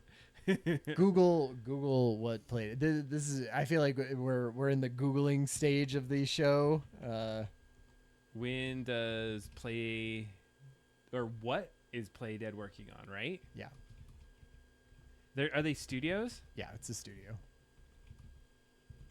Because I love their games. I didn't realize that. A third-person science fiction adventure set in the remote corner of the universe. Really? Nice. But that's it? Is it just like a? Is it like a? They haven't like showed it really. Thing? Yeah. Huh. Go to just their Wikipedia and see if. Oh God. Yeah, but like founded 17 years ago. That's crazy. It doesn't have like at the end of this. Something played his third game, which has been teased as early as January 2017, will be a fairly lonely sci-fi game somewhere in the universe. Is it just a really small studio? Like, how can you go that long without like releasing games and still be a studio? That's crazy. Number of employees, 50 people. 50. So you can go 6 years to build a game and like get off the residuals of your other two games. Maybe. Here it is. Join us for our next project. Oh, that's like a recruitment. Shoot. Now we're just getting screwed with. Yeah, because it's a bunch of presentations. So I don't know. That's some fun stuff. But well, thank you everyone for joining us on the show today. I think we have so much that we want to continue talking about. I think the AI conversation is evolving. I mean, I remember like talking about, oh God, what are the implications? We're getting laws and things talked about. We're seeing the practical implications of like what AI can bring on a positive side. We talked about some of the negative things. So it's kind of that balance. As long as we're able to keep it balanced, you're going to just have that kind of ebb and flow of what's good and bad. So I think that's the takeaway. Yeah. And we appreciate everybody in the chat, right? Chiming in and talking with us about it. We had like Mike Azul. We got Disturbed Shifty, of course. We had Kylia. H.E. Higley was in there. Phasmophobia Boo, I saw at the beginning. Yeah, it was great. We had Stealth Mouse. We had it was Phasmophobia Boo. There was a couple other people that I don't think even had comments in there. We were up to 7. So yeah. One of the things though for next time is we're hoping to have this clock that we're gonna show off. Yeah. I think that gets the playtest basically there. Yeah. I gotta print a whole nother game though now. Oh yeah, you do. So we'll do that. That'll be a good test for like all of it. Then but I almost feel like you and I need to just do a time where we play through it, so we make sure we have all the pieces before we get everyone else in a playthrough. That's what I think. Like we might not do it as much on the show like of the game, but we're going to be doing behind the scenes stuff. Maybe on a off Thursday or something like that, we'll play through it or do something. And then the next time it sort of brings up in the show is I feel like we'll start advertising it and telling everyone when we're going to have the actual play test at the amazing Link Center. It's going to be badass. Well, and then the other thing, too, is I like some of the comments today. Like, there was can you do a specific show on just this? Or, like, Mike Azul just said, hey, do an AI special with A&R, and maybe we're going to do that. Oh, should we talk about what we're thinking about in November? Totally. Last tease for the show before the end of it. Man, I'm losing my voice. Is we're going to do Extra Life. We think we're going to do Extra Life this year, which is on November 4th, which is a charity stream where you set it all up inside of it and it shows what money you're getting, and it's for a children's hospital. I'm not even sure. We'll know more of the details, but it's 24 hours of straight streaming that we're going to do probably at this house, if I had to guess. But, you take a little breaks for eating and doing stuff, but it's like a marathon thing of doing it. And then you raise money for an amazing cause. When I think of 24-hour stream, I think of that South Park episode with like Cartman. with the like with the He's taking- pan. he's Oh taking a man, crap. that part like Oh. scarred me. That just like that vision or that She's visual. like getting shit all over Totally. her Oh face. man, it really. We're gonna do like, it. We're oh, we're man. gonna have that Yeah. happen. We're gonna call people in. And we'll have pans in here. Totally. We'll have sound effects, ASMR for everything. But- I don't know. We'll but figure if- out a good theme. We gotta have a whole show It- breakdown. For Totally. this. Like I feel like over 24 hours you can like play through full games. You I know, think, you can. Dude, our you can- Halo run. has Right, been Halo something- run. Like we could Oh do my that. We could God. we could do also like entire projects. You know, like if we needed to do a sprint on a project that we're working on, we could work on it for 4 or 5 hours, right? And do it as part of the stream and show what we're doing. It could be like long form, you know, work on this on whatever project yeah. we choose. Well, thanks for hanging out with us tonight. Yeah. We will see you next time. In between then, enjoy yourself. And I was gonna throw this out there. Is I'm starting to get my Witcher stream back up in action. Ooh. So I've been excited to play that, and I've been itching for it. And the only way I play it is if I'm streaming. So Yeah. are you doing Kathy and Ryan show anytime Yeah, soon? I think we might switch over to the It Takes Two's predecessor game. So what was that? so the studio that made It Takes Two Yeah. made a game before It Takes Two, which is slightly more adult themed. And Kathy hasn't played through it yet, and I feel like that's What's you the know, name of it? I'm curious too. Or do you remember? A Way Out. Okay. That sounds pretty foreboding. Yeah. We'll see where that's at. All right. Have a good night. Thanks for joining us tonight. We'll see you. Go Mariners. Go Mariners. Peace out.